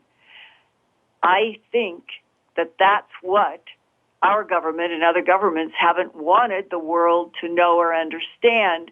And yet, to me, the more we know about the beginnings of pillars not being from human hands but something else, and the relationship of humanity to other intelligences, the faster perhaps humanity can grow up past its own wars, its own conflicts. It's what Reagan said. If 7 billion humans knew that we at least are bound together in a certain evolutionary history of humanity, no matter whether we were set in motion genetically, in DNA, by extraterrestrials or not, it would set a context in which black, red, yellow, brown, and white would maybe cease to have much meaning, because the next big era would be what is the relationship of Earth and all humanity on it to this solar system, the arm of the Milky Way galaxy, other arms of the Milky Way galaxy, the Milky Way galaxy and beyond. And now we're into where interstellar begins to hit, that we are on a planet. It will have limited survival if we trash it. We have no place else to go. It is time that we were all told the truth about other life, other intelligences, interactions with this planet, because we need to get through this century in one piece without destroying crops, without destroying water, without destroying bees and birds and everything else. We need each other to get through this century. And I hope that people can go to earthfiles.com and take a look at least this cover on this DVD, which I have put together because I strongly feel we need to know what the truth is about the Greeks, about the Mesopotamians, about the Egyptians, about what does the government know about what made Göbekli Tepe and why. Right. We need to know the truth. Well, real quick, this is Fade to Black on the Dark Matter Radio Network, bespoke radio for the masses. I'm your host, Jimmy Church. We are talking with Linda Moulton Howe. Linda, there's a very important point here that needs to be driven home. And this goes all the way back to the beginning of this conversation about the DOS attack, your work as a journalism, this great country of ours, the First Amendment. But the government, they want to dumb us down. They want to keep us dumb. That's the only, it's opium for the masses. They want to control us. But the one thing that you have enjoyed with Earth Files and that I enjoy with this program and our audience and everything else, it's called the internet. And now suddenly the one freedom that you've had guaranteed about getting information out there on Earth Files, me doing this show, the audience enjoying learning and finding out the truth is suddenly you're denied that. And that's not right. And it's the one thing that the government can't control. And my biggest fear is that they may try to, do what they've done with everything else with the FCC. And I really hope that it doesn't happen. But it's a scary moment when here you are doing your thing, and you're only doing the right thing. You're not doing anything wrong. You're a journalist. And I'm a credible journalist. Right. Exactly. And the one comfort that we have, that you have, that I have, Earth Files and JimmyChurchRadio.com and the Dark Matter Radio Network and other people out there that are doing, Richard Dolan and Jim Mars and Graham Hancock and Baval and John Anthony West. It's the internet that allows us to get the truth out there. And getting a DOS attack at a moment like that, when you're talking about the CIA. What did I say to you the other day, Linda? I said, okay, here we go. You're going to come on my show. They're going to DOS us. Let's do this. Well, you're making a very sober point, though, that we have all been living, even after the Snowden revelations, that shows that for at least 10, 20, who knows how many years, the NSA has been reaching itself into everybody's computers all the time anyway. But I think until the Edward Snowden in-your-face revelations that it was this bad, that we at least felt that as Americans with the web, that it has been sort of like a rough and tumble, the New West. That's and right. That we were all at least being able to enjoy a kind of liberty, a kind of psychological freedom on the internet that was resonant with the way I feel that this country came into being in a strange way, not trying to be too saccharine, but just that there is something about the way the web evolved, and those of us that have been in it, it has felt like, my God, this is fantastic, because no editor can stand over me and say, you can't do another UFO story or animal mutilation story, or you can't put photos, which has happened in so many cases. And that we, until now, I at least thought that we were operating to some serious and honest degree in an unedited, uncontrolled way with our audiences on the web. And now, when I am learning more and more each day that this denial of service attack, and in my case, so mammoth, that the source can never be found or proved. Right. It is like the anonymous sniper on the planet. And as I understand it, it can be a single switch at Fort Meade, a single switch at Langley, a single switch. There's a bunch of agencies that could be responsible, but in this case, the CIA seems the most obvious. And that they can, with a single switch, unleash these hundreds of thousands or million zombie computers with all these bots. And it is the attack of an army that is unseen, cannot be traced, and can bring down your server. And that is a whole new gauntlet to the ground. You sound violated. Do you feel violated? Yeah, very much so. How has it affected you? Are your feet still on the ground? Are you still LMH? Well, I think I have for a very long time, since I started 35 years ago trying to get to the bottom of the animal mutilation phenomena and having law enforcement, the sheriffs, the deputies tell me the perpetrators were creatures from outer space, and my having to go through an Alice in Wonderland mirror in 79 into 80 in order to keep going. And I think that's the question you're asking. There was, and I admit it, in fall of 79, that the deeper I was getting into the animal mutilation phenomena and such high strangeness that my crew and I were experiencing everything, that I at one point wanted to walk away. I had all kinds of, I was a manager in the station, so I was director of special projects, and I could do whatever I wanted to do. And I can remember a day where I just said, I just don't want to do this. This is too eerie. This is too repulsive. This is too, and I went sort of back through the Alice in Wonderland mirror to the life of grace that I had been living before I started trying to understand what was happening with animal mutilations. Right.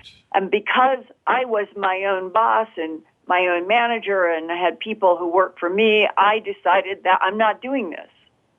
And I can remember going back, driving to the station with this sense of complete and total relief. I don't have to do this. I'm going to do X, Y, and Z. And you were right there. You were right there, huh? You were at that point. Yes. Absolutely. Wow. And what I'm going to tell you is, to me, one of the fundamental lessons of life. I personally think that sometimes the idea that we have free will is an illusion, and that in Interstellar, this incredible event that takes us into the future and experiences different times, they also are dealing with this same issue. Because we are in a universe, in a cosmos, in which entanglement happens in photons, because every photon theoretically is connected to every other photon in this universe. That is a hard concept, but it is mathematically the ground upon which entanglement is experimented with.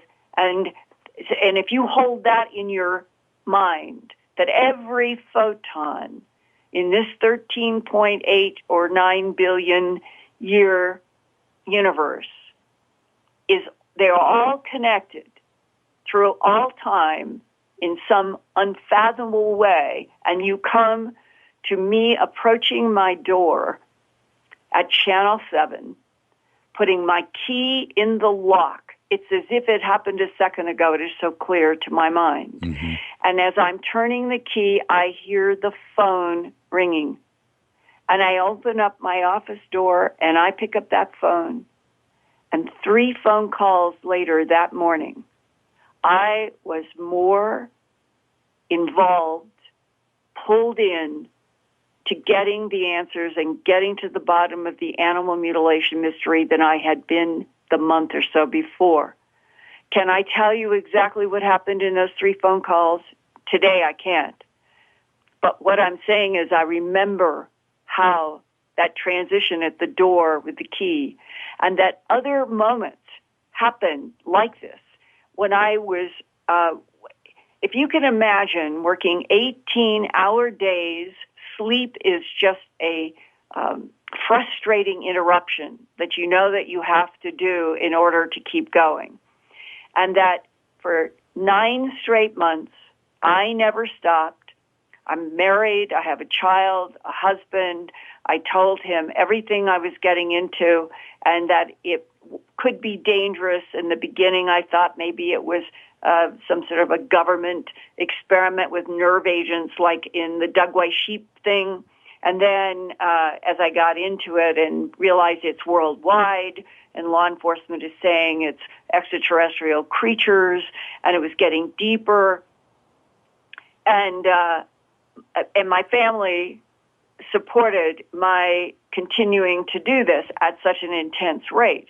Well, when you go into something that deeply, when you try to walk away, and it is as if the universe itself picks you up and says, no.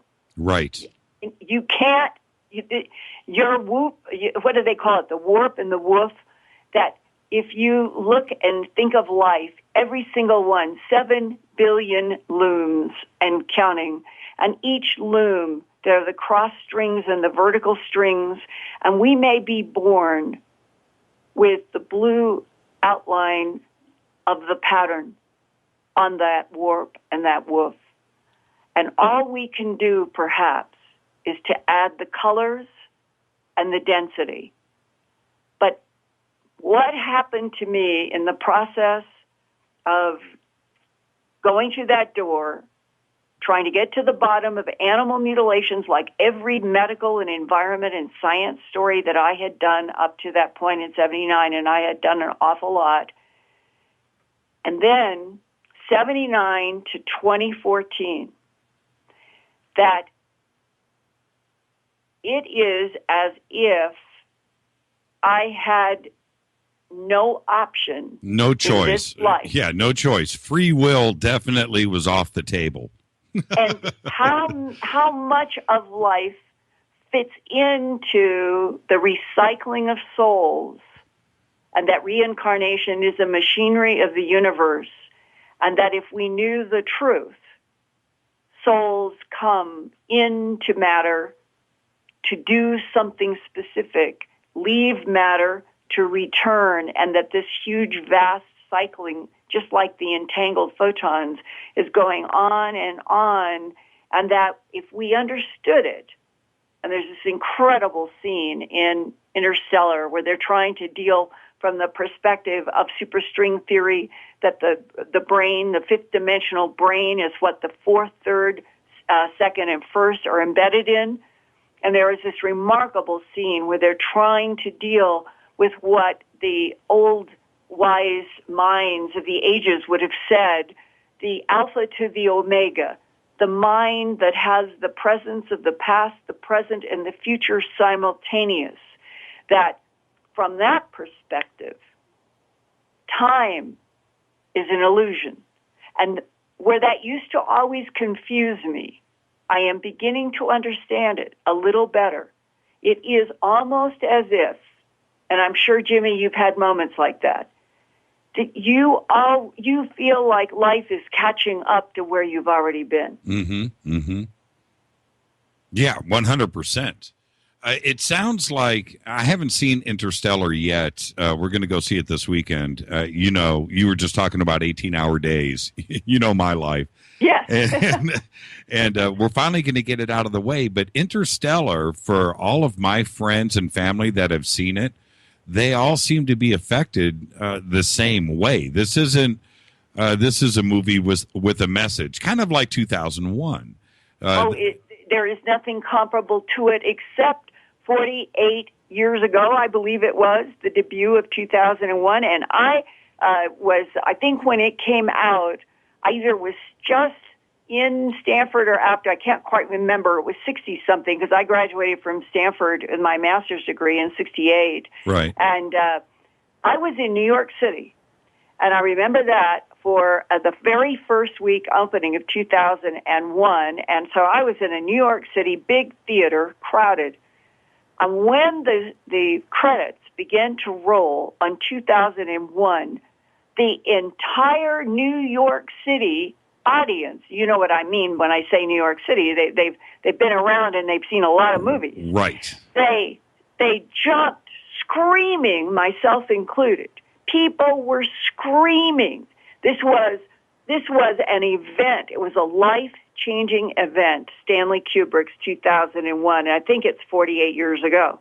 Now, so between that, and I got to see, along with that audience and a few other audiences, the total uncut. I think it was 3 hours and 20 minutes. It was hugely long, broke every mold then. And so I got to see in that first week that New York screening without anything cut. And then there were critics who said it was way too long, and Kubrick went in and cut out, I think, 30, 35 minutes, something. I don't remember the exact time. And so what everybody else has seen of 2001 since that first week or so has always been the cut version. That's right. And now, 2014, what has happened with this Interstellar is taking the 2001 event, and I'm telling you, this is to a power of 10 more. And to underscore, I was in a theater, there were 7 of us who went that Saturday, excuse me, after I had put the Earth Files up, 7 of us went to see Interstellar in IMAX. And I'm going to tell you what happened and then ask you if you've ever experienced this. The music and the last scene come at you really without preparation. And the credits begin to roll. And it was an IMAX theater here in Albuquerque, and it had maybe, 400 and some people in it. I'm not really sure, but a lot. It was packed. The credits are rolling. There is not a word, no feet are moving, no one is standing up. In all of my life, I have never been in a theater with that many human beings at the end of something that clearly was like a life-changing event that took place in the 3 hours. It's nearly 3 hours long, but worth every microsecond. And when you realize that, in contrast, 48 years ago, I had the screaming ovation, people yelling and throwing things in that theater in New York at 2001. And in 2014, the audience was slammed. Stunned. And they did not move. And I mean, my brother grabbed a hold of my arm, and we're brother and sister, and all we have to do is look at each other's eyes. And one of my friends came and grabbed a hold of my arm, and she said, "Oh my God, I feel like I've been hit with a Mack truck." And it isn't pain. Right. When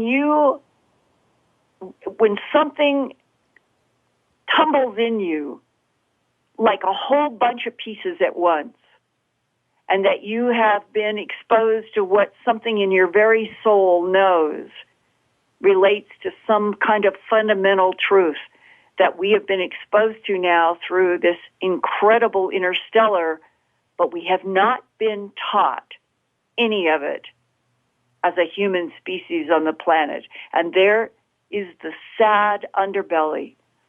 It's in the movie. It's in our lives now in this United States of America. The core of the film, what happens when humans trash a planet and they have no other planet to go to. And that at the core of all of it, and the resonance, and why I think that people are feeling like they've almost been hit with a Mack truck, is that there is something in us as an audience that we know that a lot of things are fundamentally off. Right. And how much of this century is going to look like where Interstellar begins. Oh, man. You built it up pretty good. It's mind-blowing. I know. I've heard it so much. And for people to compare, look, 2001 stands on its own. We know that. That's it. That's it. There's no discussion there.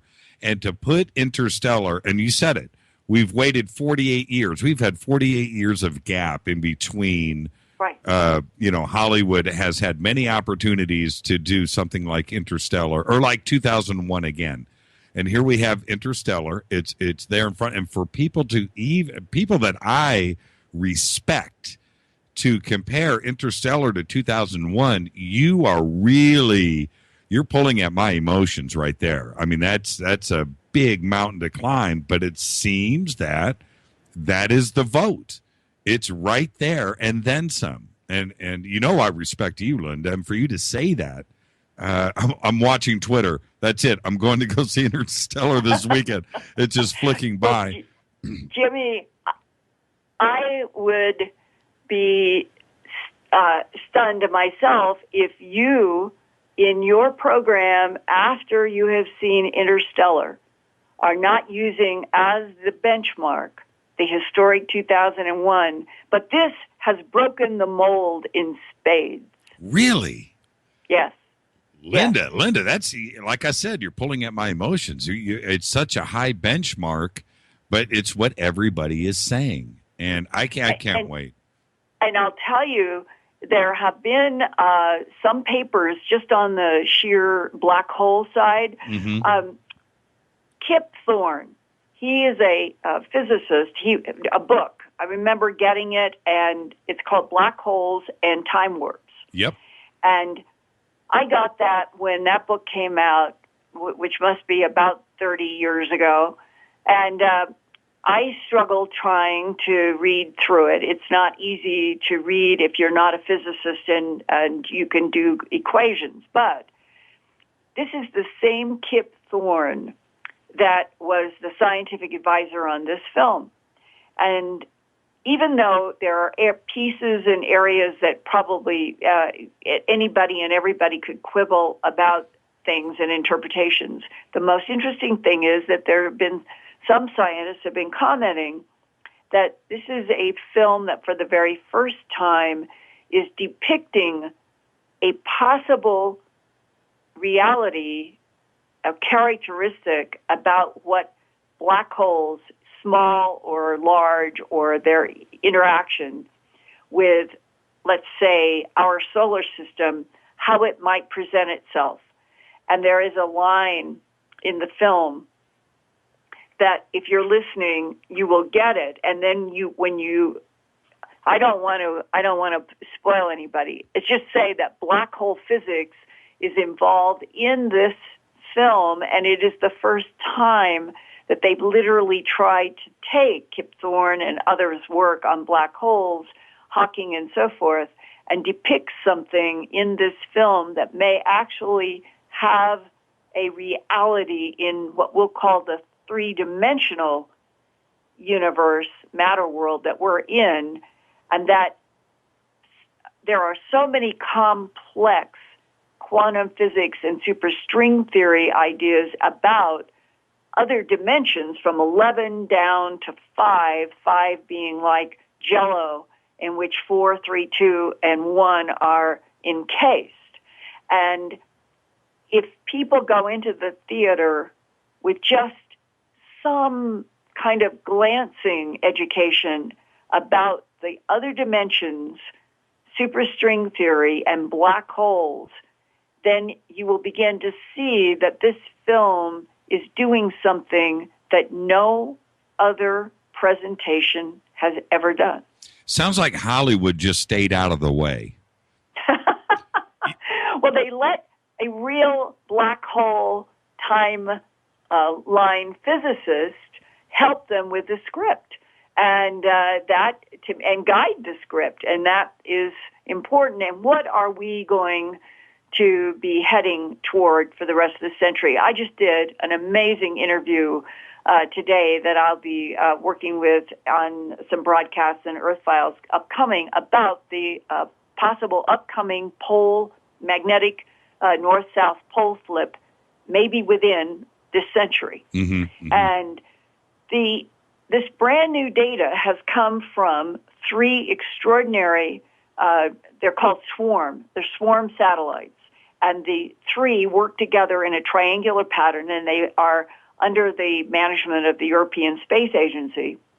And they've only been up for a year or two, but the data that has been coming back is already lifting eyes everywhere in the geophysical community about the fact that this is hard to grasp, that the magnetic field of our planet has been weakening 10 times faster than ever thought or calculated before January to June 2014. Now it's because they have real data. And why is this so significant? The scientist I interviewed has been involved in analyzing magnetic fields that have been, which are sort of imprinted in ash in Italy. Interesting. And it boils down to that they can go back. The last magnetic pole shift on the planet was 876,000 years ago. Right. And that there have been hundreds of these where the North and the South poles change their magnetic field polarity that have happened. And since about 65 million years ago, at the end of the dinosaurs, this has happened maybe every 5,000, 6,000, 7,000 sort of years. Right. Not on a regular metronome, but right now, this sudden measured 10 times the magnetic field of the Earth is weakened 10 times faster than they thought. It goes to this bottom line. Out of the ash and the stones that they have studied, in addition to the swarm information, is that the last time that the North magnetic pole and the South changed, they are now discovering there was about 100 to 200 years of erratic pendulum-like swinging of the Earth's magnetic field before the flip kicked in. That's right. And that in that period, it collapsed down to maybe near zero and then strengthened and weakened and strengthened and weakened. What would that do to Earth life that is dependent upon magnetic fields, such as birds in the sky and marine animals, and that literally, quite physically, birds could fall out of the sky if there is this sudden weakening? Now, what they did not realize until recently is that the data seems to be showing that at least in the last pole flip, it all happened in 100 years, approximately. And right now, we have got the North Pole is being pulled to Siberia because of upwelling magma. That's been going on for 50 years. Mm-hmm, mm-hmm. But the areas where there have been the greatest changes on the planet have been from Siberia into the Indian Ocean. And we're talking about huge changes in the magnetic field. And I asked this particular scientist, does that mean that the new South Pole is going to be in Siberia and the new North Pole is going to be in the Indian Ocean?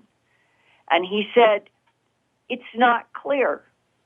That what could happen is something that no one is going to know until the Earth and its core, the magnetic dominant, or the dynamo that creates our magnetic fields, is from the core of the Earth. That's right. And it is changing.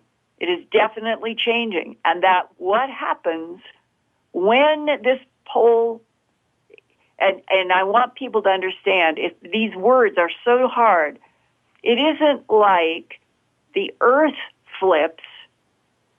It's a magnetic field change that the North magnetic field switches with the magnetic polarity to the south, which we think of as the Antarctic. Right. And in fact, there was a scientific paper that began, imagine that you're in an airplane flying to Antarctica and it is now the North Pole. That's what would happen. That is what we're talking about, and that it is completely unknown exactly what the consequences of this will be on Earth life, including Homo sapiens sapien, as these swings in weakening and strengthening keep going on until there actually is the pole shift. But it might, not definite, but it might happen within 100 years. This is Fade to Black on the Dark Matter Radio Network. I'm your host, Jimmy Church, Bespoke Radio for the Masses. We are speaking with Linda Moulton Howe. I have to ask, when I envision the pole going through the Indian Ocean, are we talking about then the pole then uprights itself? Does the Earth shift? In other words, is North America now going to be the new North Pole? Is that what's going to happen? Does the Earth actually change its orientation too as well? No. It's just a magnetic field. How to explain this? Well, you understand what I'm saying. We're not going to change like 25 degrees or something. And No. The Earth itself is not moving. That it has nothing to do with the big, massive Earth switching anything physically. Okay. It still is pointing in the same directions. No, it is a magnetic fields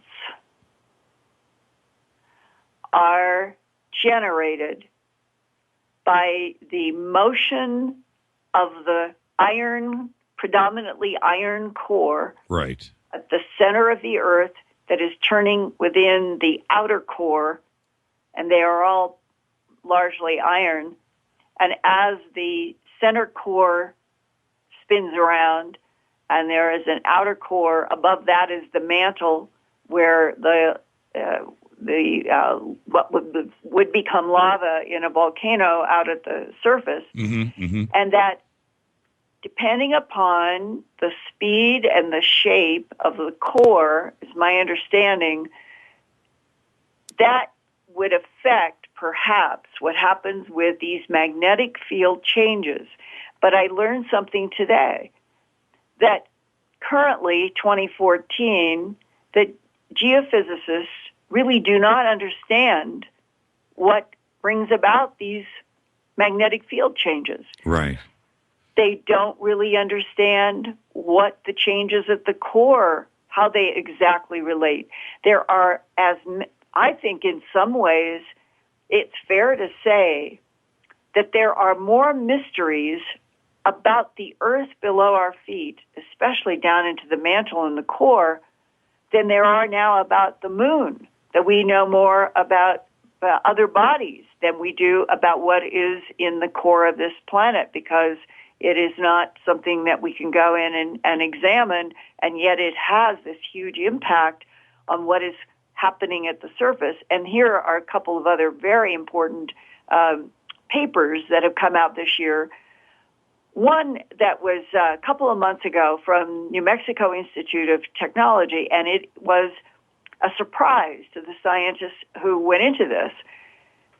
They put something like 2,700 measuring stations around looking at tectonic plate movement on the Earth now.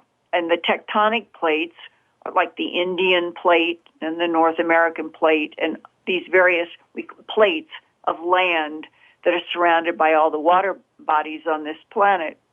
And the question was, if the Earth is 4.5 or 4.6 billion years old in a solar system with a sun of that age, the expectation is that volcanic, plate tectonic, all of it would be settling down into some sort of middle age and becoming less active. And instead, the headline was, scientists have found that the tectonic plate motion on this planet is equivalent to what it was 2 billion years ago. Excuse me? Really? Yeah, yes. And at Earth Files, on my headlines page, if you scroll down, I have a lot of different headlines and in-depth reports.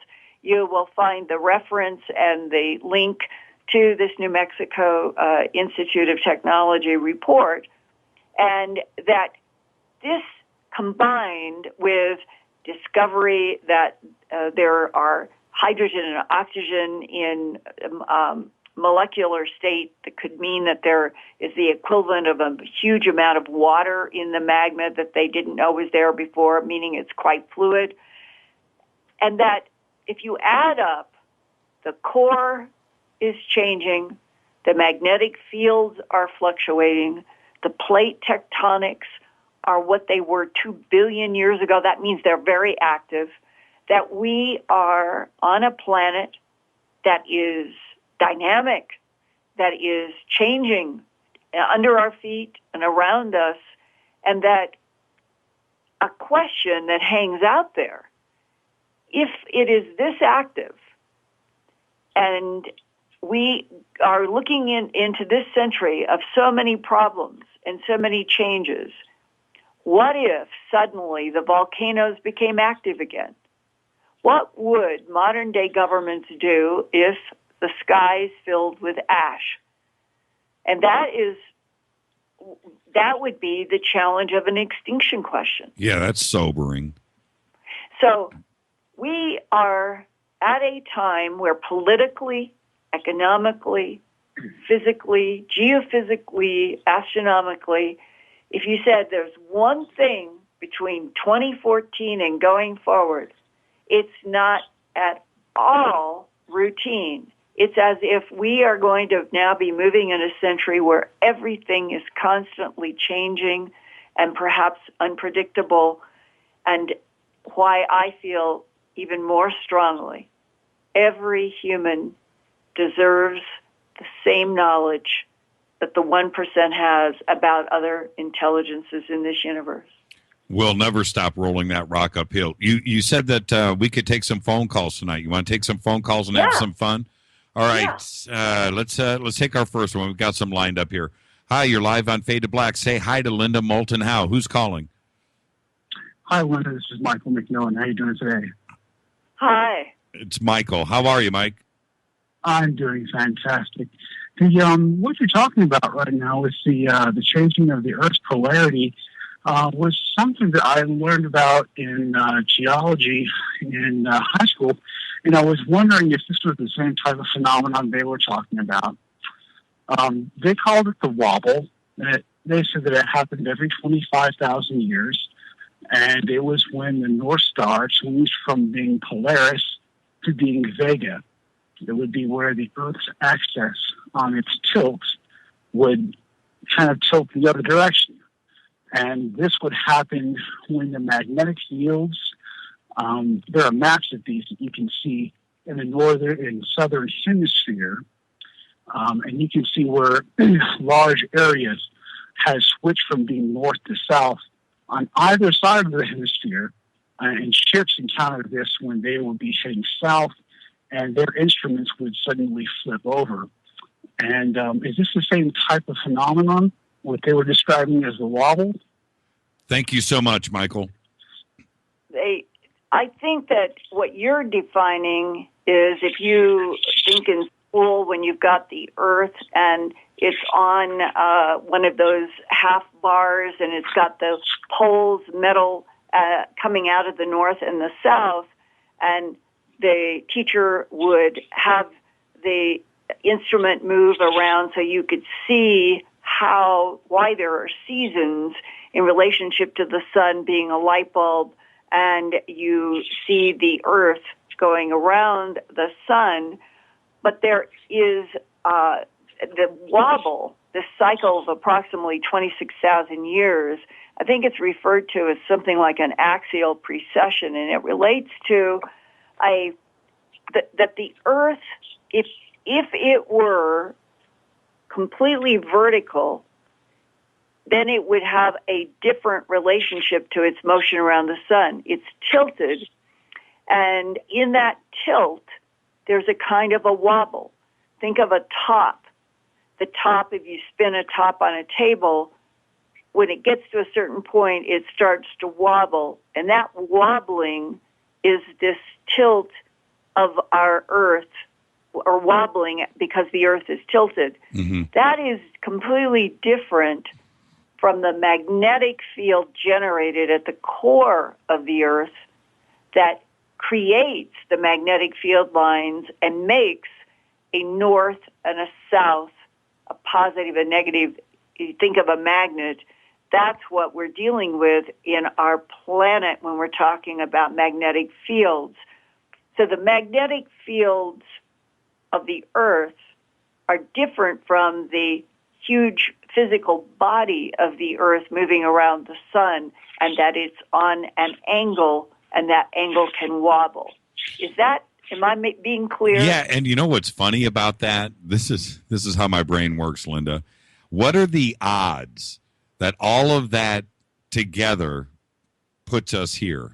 that's the because without the precession and without the tilt, without our distance from the sun that allows water not to evaporate or to freeze, and the moon sitting out there, and then of course Jupiter and Saturn grabbing I mean, all of that puts us here. That's the crazy part. Hi, you're live on Fade to Black. Say hi to Linda Moulton Howe. Who's calling? Hi, Linda.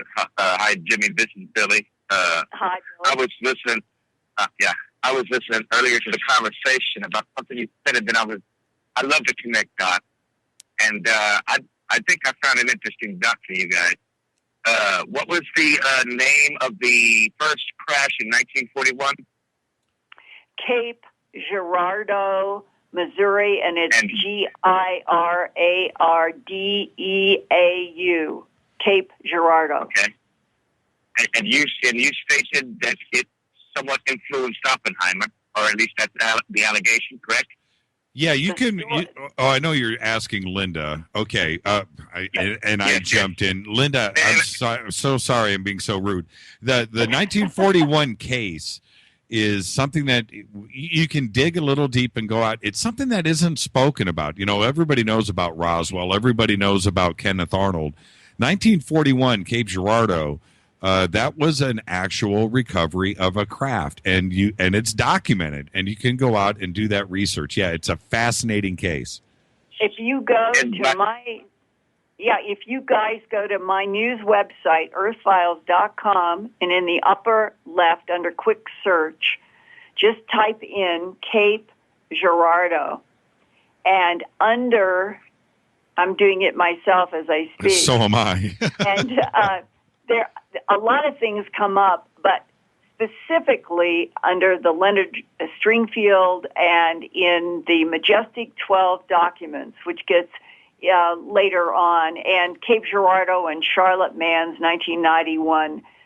Here I'm going to all the way back to 2002, and my Earth Files is ordered in a chronological way.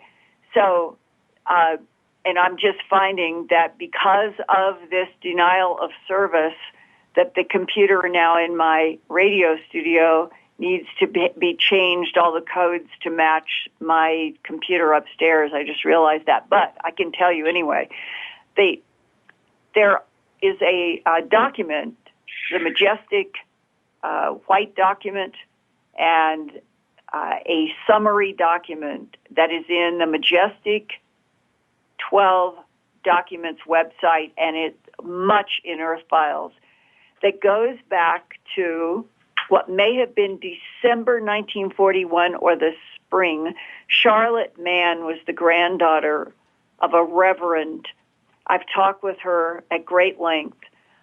And her grandfather, according to the family, was called out in the middle of the night by a military presence to have the reverend give last rites over bodies of extraterrestrials at a crash site. The grandfather went back and told the family, and allegedly somebody gave him a photo, somehow that he had a photo of one of the bodies, showed it to the family.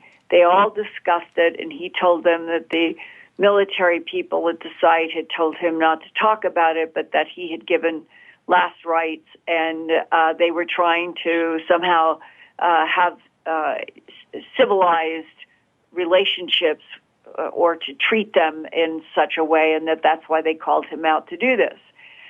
And in this document that goes into the Cape Girardeau crash, that most people have not heard about, it discusses specifically in a paragraph how there was a high neutron count at the site There's a lot of things about surprising things that they found and measured, and that one of the it's called neutronic, and that would fit in with neutronic propulsion device, and that it was given to Robert Oppenheimer, and we all know what he was doing in the 40s. So that was the most surprising statement about what happened in Cape Girardeau, that they got a technology from an extraterrestrial craft and handed it over to Oppenheimer, who was working on the development of the atomic bomb.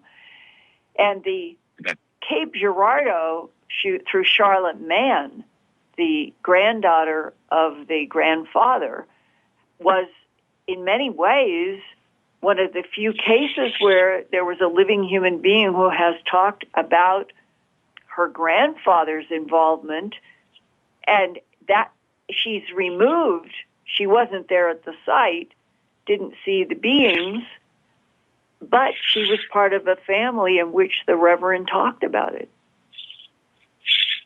So the dot that I wanted to connect, now that we've established that there is an Oppenheimer connection, let's look at the fact that the acquisition of this neutron machine influenced the development of the nuclear bomb. And now let's go back to Robert Saleh and a motivation as to why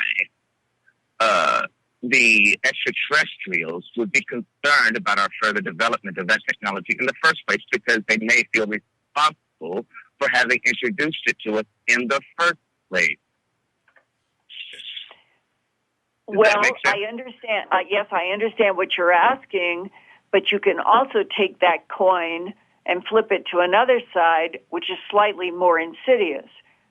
Was E equals MC squared provoked in Einstein's mind to set us off on a particular physics path as humans, insidiously because it was dangerous? Yeah, that's a. Hey, Billy, thank you for the question. Do you have anything else for Linda? No, it was just that connection between Oppenheimer and Robert Saleh. Yeah. That was my main dot, the main dot I wanted to connect. Thanks, guys. I really appreciate it. I'm going to keep connecting it right now. Thank you, Billy. Thank you. He raises a really, really, really good point. And one of them for me is we haven't, when we talk about the knowledge being there, possibly ET, which I think it is, and we used the bomb in 1945, but we haven't used it since. We've tested, but we haven't used it on each other. And it seems like there's been some. We used the atomic bomb, dropped 2 of them on Japan. But since then, no. It seems like we've had some divine intervention since then. Doesn't it feel that way to you?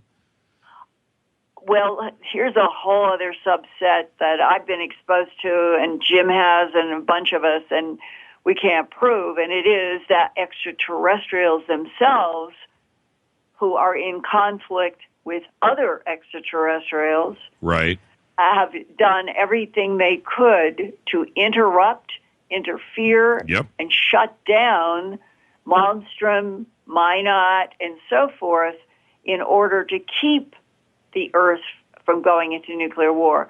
And this intrigues me profoundly, because if there is ongoing conflict between extraterrestrial intelligences, and that some are trying to help us, like Prometheus from the Greek mythology, or Enlil Enki, that Enki championed humans and Enlil wanted to eradicate us.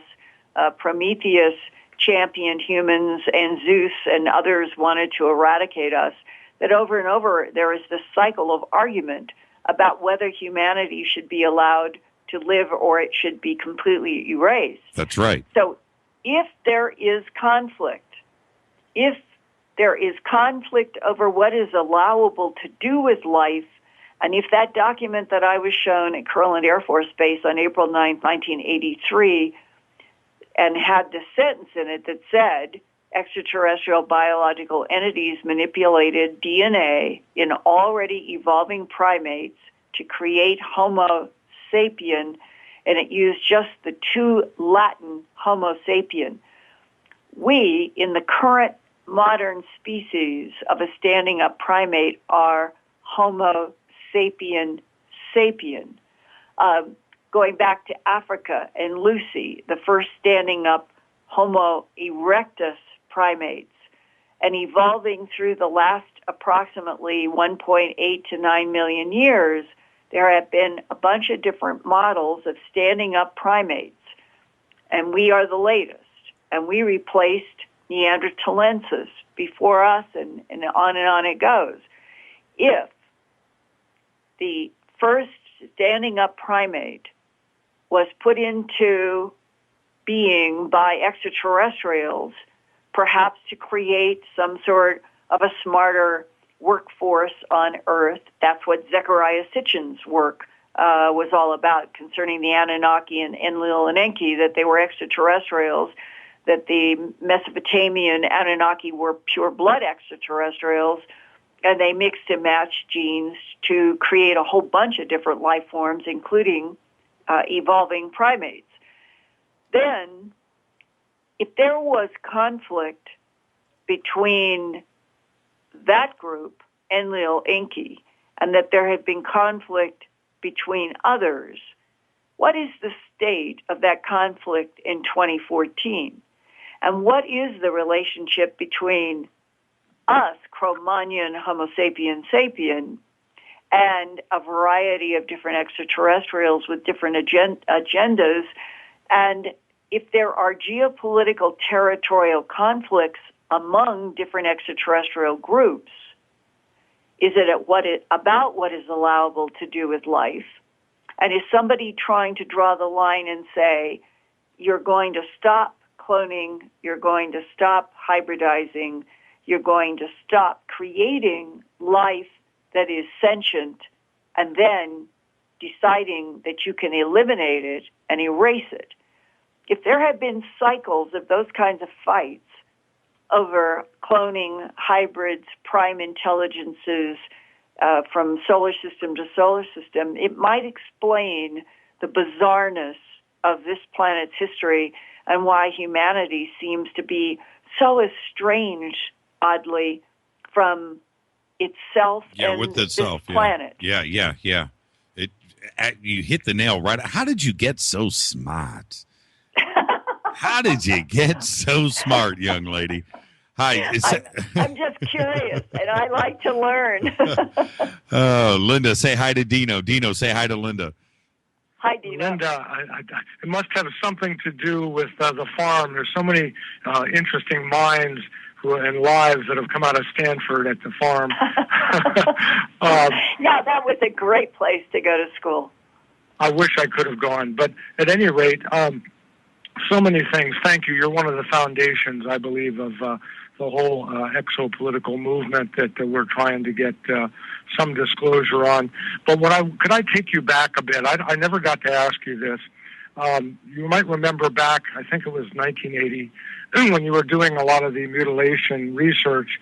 Do you remember being in a town in Northern California near Oroville, Chico area, and interviewing the ranchers up there? Oh, gosh.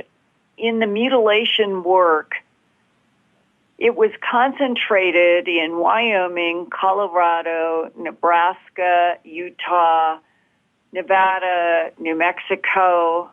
That was most of the areas where I personally physically went. And then later on, I was in England where they were having mutilations, and I was able to work with a farmer in England that was having mutilations of 6 calves. California and all the rest of it, I know that I have been in close touch with ranchers there, and that up in northeastern California, there were a series of mutilations that kept happening, and I was in contact with ranchers and getting photographs and all of that.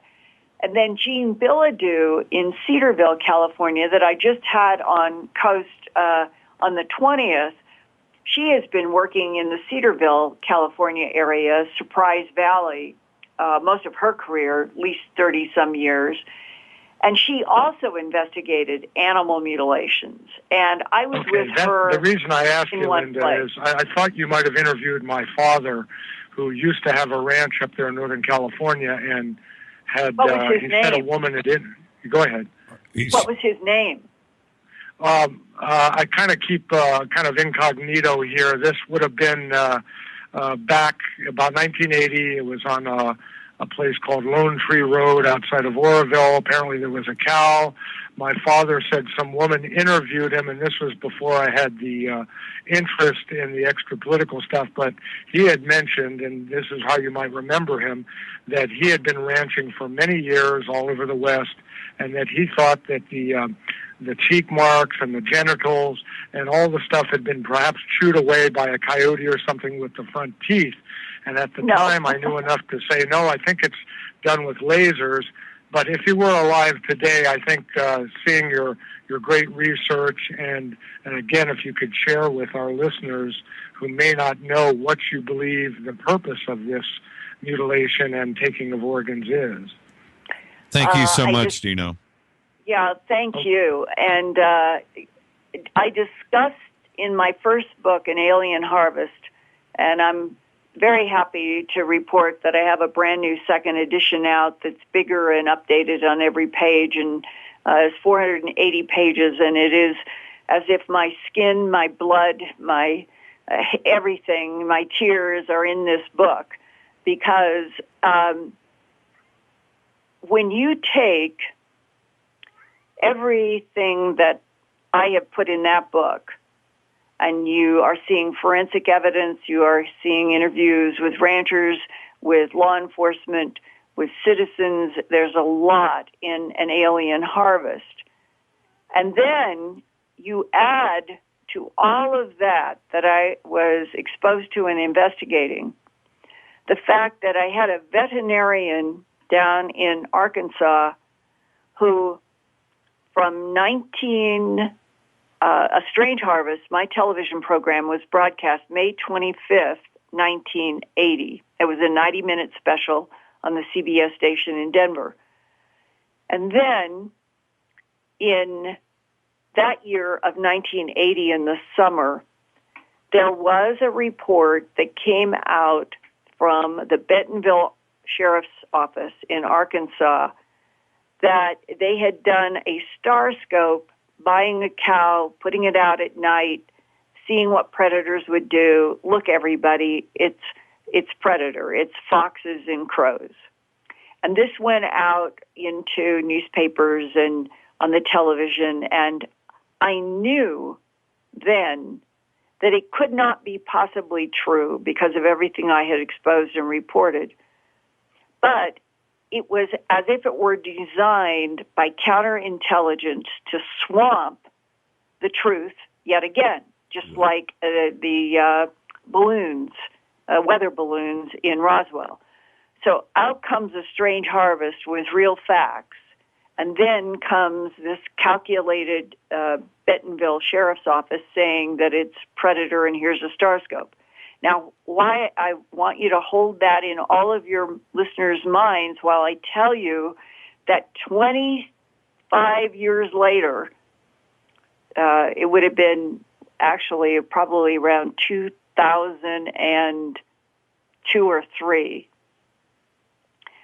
The phone rang in my office in Philadelphia where I was then, and it was a man who said, "Linda, my name is Dr."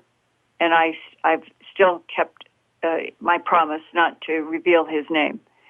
He said, I was the veterinarian in the Bentonville area of Arkansas, and I have wanted to tell you all of these years that your book, your television show, I know how true you have reported the facts, and that I have wanted to tell you, and I'm now retired and I have nothing to lose, that the week that the Bentonville County Sheriff's Office put out that so-called videotape of foxes and crows leaving excisions on a cow, he said, I was secretly and quietly doing necropsies on mutilated animals, opening them up, finding internal organs that were missing. He specifically went into bladders were missing, the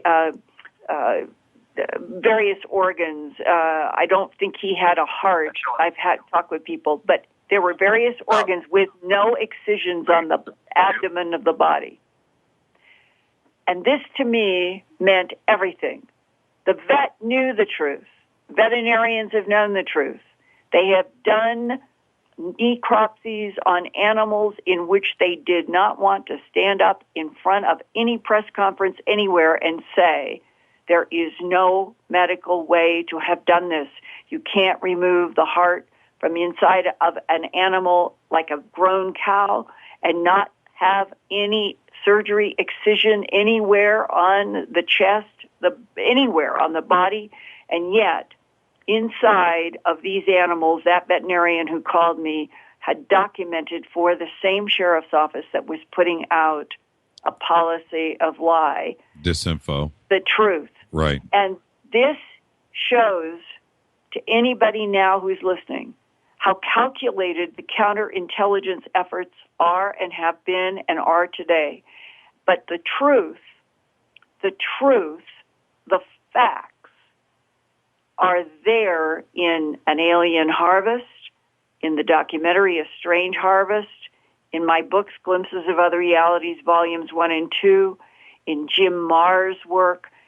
There are people who really have been getting leaks, and they have been reporting. And finally, to put an exclamation point on the sort of the pressure of fact that can get out, and that is through the people who have been in the human abduction syndrome. We're dealing with intelligences that appear to have mixed agendas, and part of what they do is they have taken humans at various times for various reasons. Right.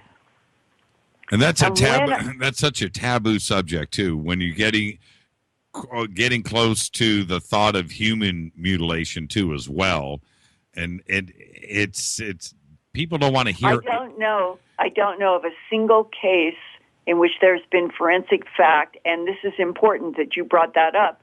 The so-called case from Brazil, right, that was presented by A.J. Gavard in, I believe it was Laughlin, Nevada, in around 91 or 92. I got a phone call from somebody who said, do you know anything about this Brazil case? And this man at this conference is selling photographs of this man with black rings around excisions that are bloodless on his body. And I said, no, I have not heard of this. Can you send me the photos? And he did. I knew a medical doctor.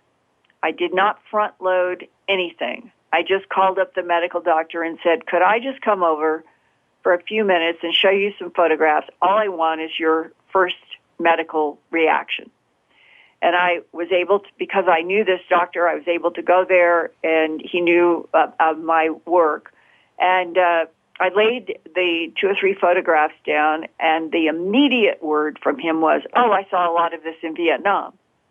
And I said, what did you see in Vietnam? He said, that's what Agent Orange does to human skin. And he went and showed where there were the black rings around where the scrotum had been taken, and around the mouth, and these various places on this male body in Brazil. And he said, I don't know why anybody would kill somebody this way, but he said that's what it looks like. So nothing has been proved with an autopsy report in that Brazilian case. Nothing was ever done of any kind of a forensic nature except to pass around these photos and call it a human mutilation by extraterrestrials when nobody anywhere has established that connection. So now, are there any cases of UFOs, beams, extraterrestrials, anything picking up humans and returning them where they have bloodless excisions like the animals? There are 2 or 3 cases, Canada, Pennsylvania, Missouri, that I personally have been exposed to maybe something like that occurring, compared to thousands of animals in both hemispheres around the world. Now, I'm not trying to defend extraterrestrials or damn extraterrestrials. That's the problem. We are being kept in the dark, and we need to know the truth, because in the last approximate 5 years, I would say there is an increasing amount of information that comes through human abductees as well, that there is a problem, a serious medical, biological problem with at least one of the intelligences that may be interacting with Earth. If we understood all of the truth, if we understood all of the facts about the geopolitical territorial conflicts, about what's allowable to do with life, if we understood that perhaps that the animal mutilations have been going on, going back all the way to the so-called sacrifices of the Minoan Cretes and the Aztecs and the Mayans, we might really know that those sacrifices were actually still in the same program being used for extraterrestrial reasons of their survival. That underlying some of what is happening might be that if we knew the truth, we might feel compassion. And there was a refreshing interview that I had with Alex Peterson. He is a rancher in Hagler, Nebraska. He's had 6 of his prize Angus pregnant cows mutilated in 12 months. And we have been able to talk together about many, many details. And in one of my recent interviews with him about the 6th mutilation, he said, Linda, if it's extraterrestrial, then why can't we have a trade route? Right. They want my Angus, then give me something that I can trade with or sell on Earth, and you can have my Angus cows. Take 12. That's what he raises them to sell for, turn into meat here on Earth. And when I'm hearing a down-to-earth, intelligent rancher in Hagler, Nebraska say, well, they don't have to come and sneak my animals in the night. They can we can do something here that's straightforward. He said, I'm not going to panic.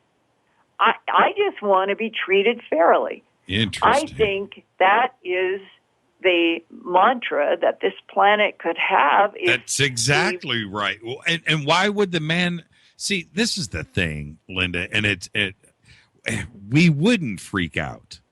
We wouldn't. You're talking about a cattle rancher. It's just a guy like the rest of us. He's not going to freak out. He's cool with it. You know what? This whole thing, we can't talk about it because there'll be panic in the streets. There'll be mayhem. There'll be anarchy. You know, so we are alone. We are alone. They're not there. Is completely wrong, and it's completely BS. I think it would be the exact opposite. I think the population of the earth, any religion, anything would just go, whew, all right, we got that out of the way. Let's move on. And the Catholic world for, 10, 12 years now, has periodically been releasing very official statements that finding other life in the universe just simply enhances the glory of the Godhead in the divine field, and that there is no contradiction with the Catholic perspective. That seems like a mature and wise approach, and that I think almost everybody on the planet could agree with that. I've had such a great time tonight. You know what? I've had this call on hold for 15 minutes. Oh, yeah. Can we take one more? Yeah, and I know it's getting late for you, but let's take one more. Hold on. Hi, you're live on Fade to Black. I'm sorry to keep you on hold for so long. Who's calling? This is Mike from Indiana. Hi, Mike from Indiana. Say hi to Linda Moulton Howe. How are you tonight? Hi, Mike. I'm fantastic. Honored to talk to both of you. Jimmy, keep on keeping on. And Linda, I've been listening Yes. to you since the Dreamland days back in the 90s. Oh, yeah, with Art. I have a question. What is up with the crop circles? We haven't really heard much or seen much about them for about 20 years, it seems. And are there new ones popping up? And what's going on with them? I will take my answer off the air. Thank you. Thank you so much, Mike. I've been to England, I think, 8 or 9 times since 1992. 92 was the first crop formation that I got into personally. And it was a life-changing experience like Interstellar was in this regard, that I went because I was provoked from afar and seeing on 20/20 and 60 Minutes all of the programs about crop formations, and mainstream media were covering the amazing crop formation phenomena that in the year 1990 and 91, they were photographed from the air in 23 countries around the world. People forget this. The formations were in rice paddies in Japan. They were all over the planet. And it was being talked about in television news. And in the summer of 1992, I and 6 or 7 others went on, it was a long path. It was about 3/4 of a mile to get from a parking lot to what is called Mill Kill. And there was a big formation of circles down in this crop. And we were all new to it, and it was a beautiful day, and it was sort of effervescent, and we were joyous, and we started running down the hill, sort of, and we went to the tram line, which was so we wouldn't trample any crops. And the 6 or 7 of us now in a line, I just happened to be at the head of the line, so to speak, so I went down further. This was a 430-foot long pattern, so that's bigger than a football field laid out in this crop. And where I was and everybody else, we were all at different positions. And I remember having my camera hanging around my neck, a 35 millimeter, and my first thought was, I can't wait to get in here to take photos, that kind of feeling. Right. And was taking my hands and starting to pull my camera up as I'm walking toward the edge. And suddenly and very literally, it felt like I hit Jell-O. What? Yes, it was palpable. It's something that was on the exterior of the pattern. And this has happened to me more times since. This is the first time. Did you have problems? Did you have problems moving? Was it extra effort? I think it's an electrostatic field, and I think that some of us are more sensitive than others. And to me, it felt just like a wall of Jell-O, and it stopped me in my tracks right at the perimeter of the pattern. And I was so stunned, and everybody else is far away, so it isn't like I have somebody around to talk and ask. Right. So I pulled my camera up, and I started taking photographs of what I could see, which was absolutely mind-blowing. And the pattern, we're talking about something that looked just like water inside of this big circle, and eventually I just pushed forward, and I got on the inside, and I felt like that I should tiptoe on my toes, that I should not damage anything. I got down on my knees. I started lifting up one surface layer, and I would find another one underneath that was going 90 degrees, another one under that, 7 layers deep, going in different angles in this huge pattern. And as I stood up, now by myself, still at this far end, 400 some feet away from everybody else, it was as if something just took a hold of me and just brought me down to the furthest end of that circle. And I was standing there looking out at the wheat, and suddenly it was as if I felt like I was being absorbed, and as if something were able to absorb everything about me and then left me with a residual thought. And the residual thought that was left with me at that moment in England in 1992 was, life is not guaranteed on this planet. Like a download? Well, it was a telepathic exchange with something that felt profound. And why I share that is that over the next several years, as people began to be swamped by the so-called hoaxer stories, that the vast majority of people on the planet did not have that experience that some of us had in those early days of the electrostatic walls, the jello, the incredible energy that you could feel inside of these formations that led up, for me personally, with a discussion about 2 or 3 years later with somebody that I think did work for an agency, but we had a discussion in another crop formation in which he said, it's my understanding that the Central Intelligence Agency in the United States is trying to use satellites to photograph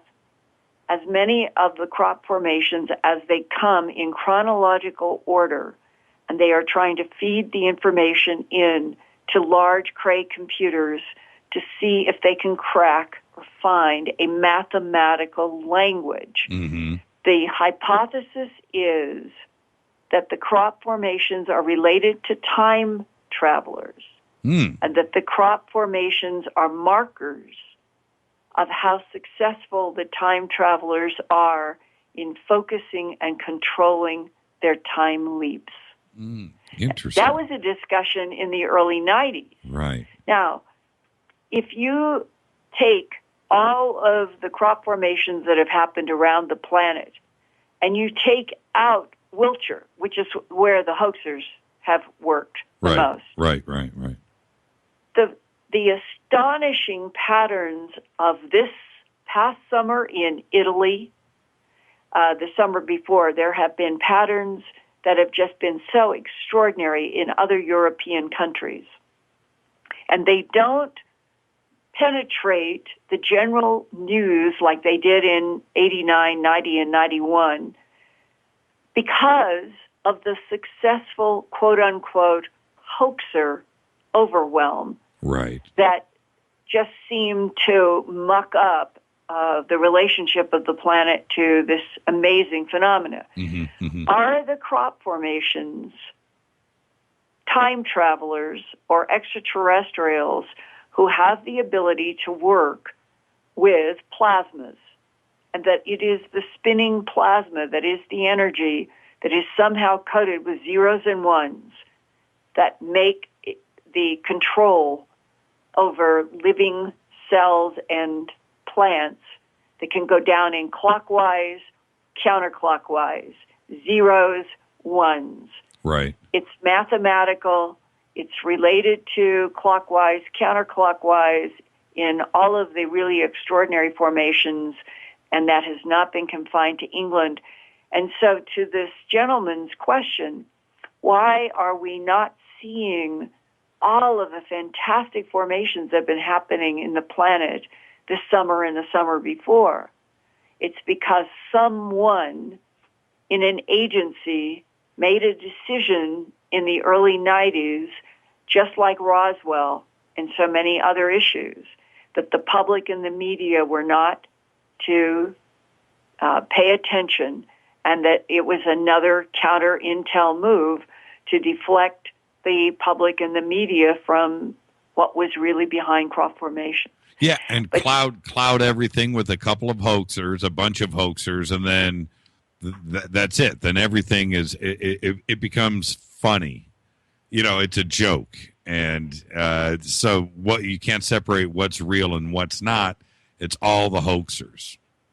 And one of the, I'm going to say, perhaps deepest and most profound concerns that I think that agencies and government people have had for a very long time is that they don't entirely understand the agendas, and they have not seen entirely clear help, non-help, friend or foe. Right.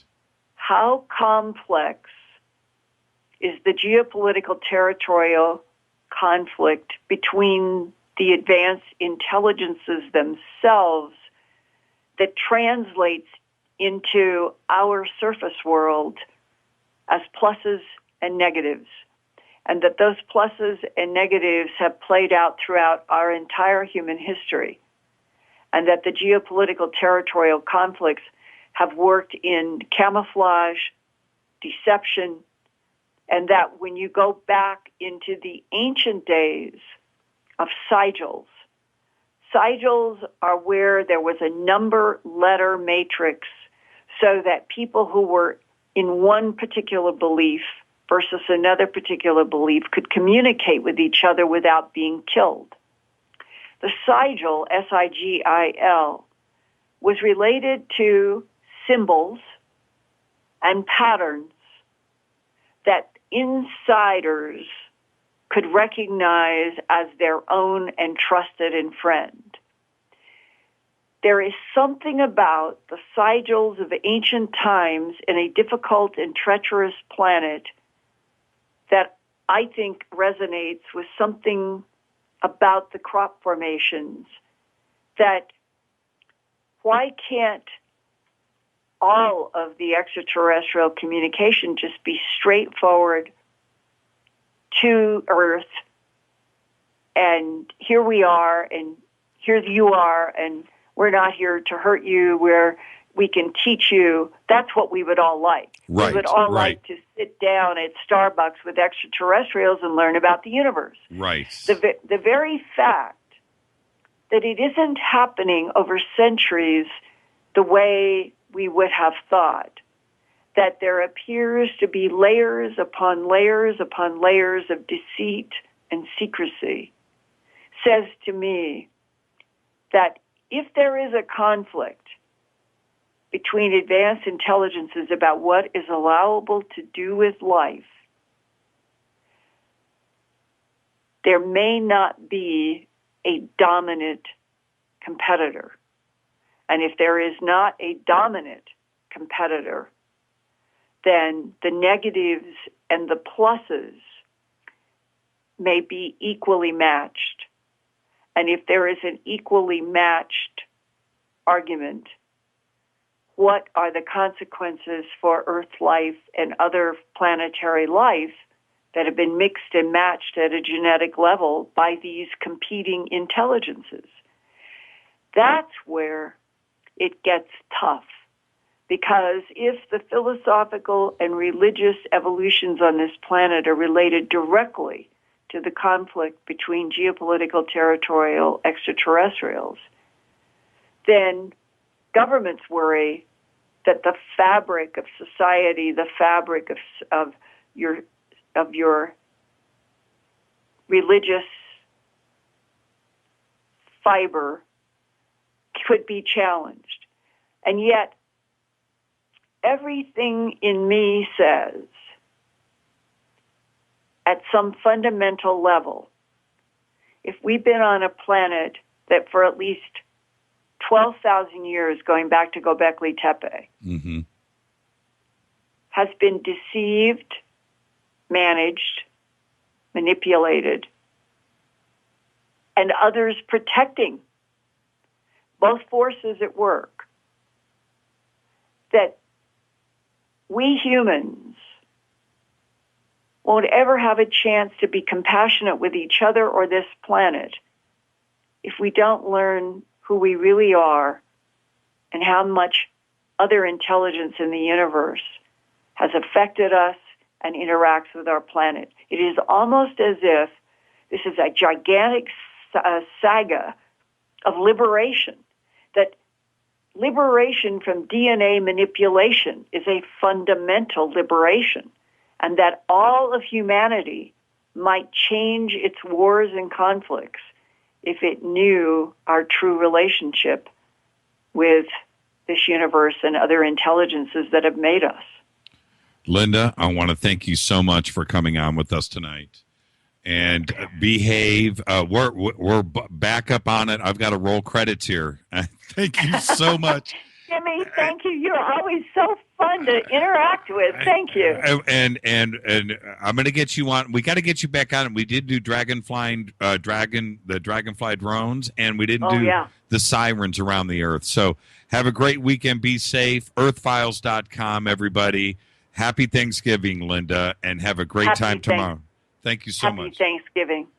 All the best, Linda. Thank you so much. God bless. Linda Moulton Howe, thank you. All right, I'm going to roll credits. We're going to get out of here right now. Everybody have a great, safe Thanksgiving tomorrow. We are rolling on out of here. Thank you to Doug Aldrich and Linda Moulton Howe. Stay tuned. Coming up next is After Hours AM. Special thanks to Keith Rowland and Art Bell. Fade to Black's executive producer is Rita Kamarian. Shows produced by Hilton J. Palm and Mark D. Kovar. Thanks to LJ3, Renee, and Jonas. Announcers are Steve Harder, Gene Vitoa, Mark D. Kovar. Fady by Dale. Graphics by Method. Music by Doug Aldrich. Intro by Spaceboy. Fade to Black is produced by KJCR for the Dark Matter.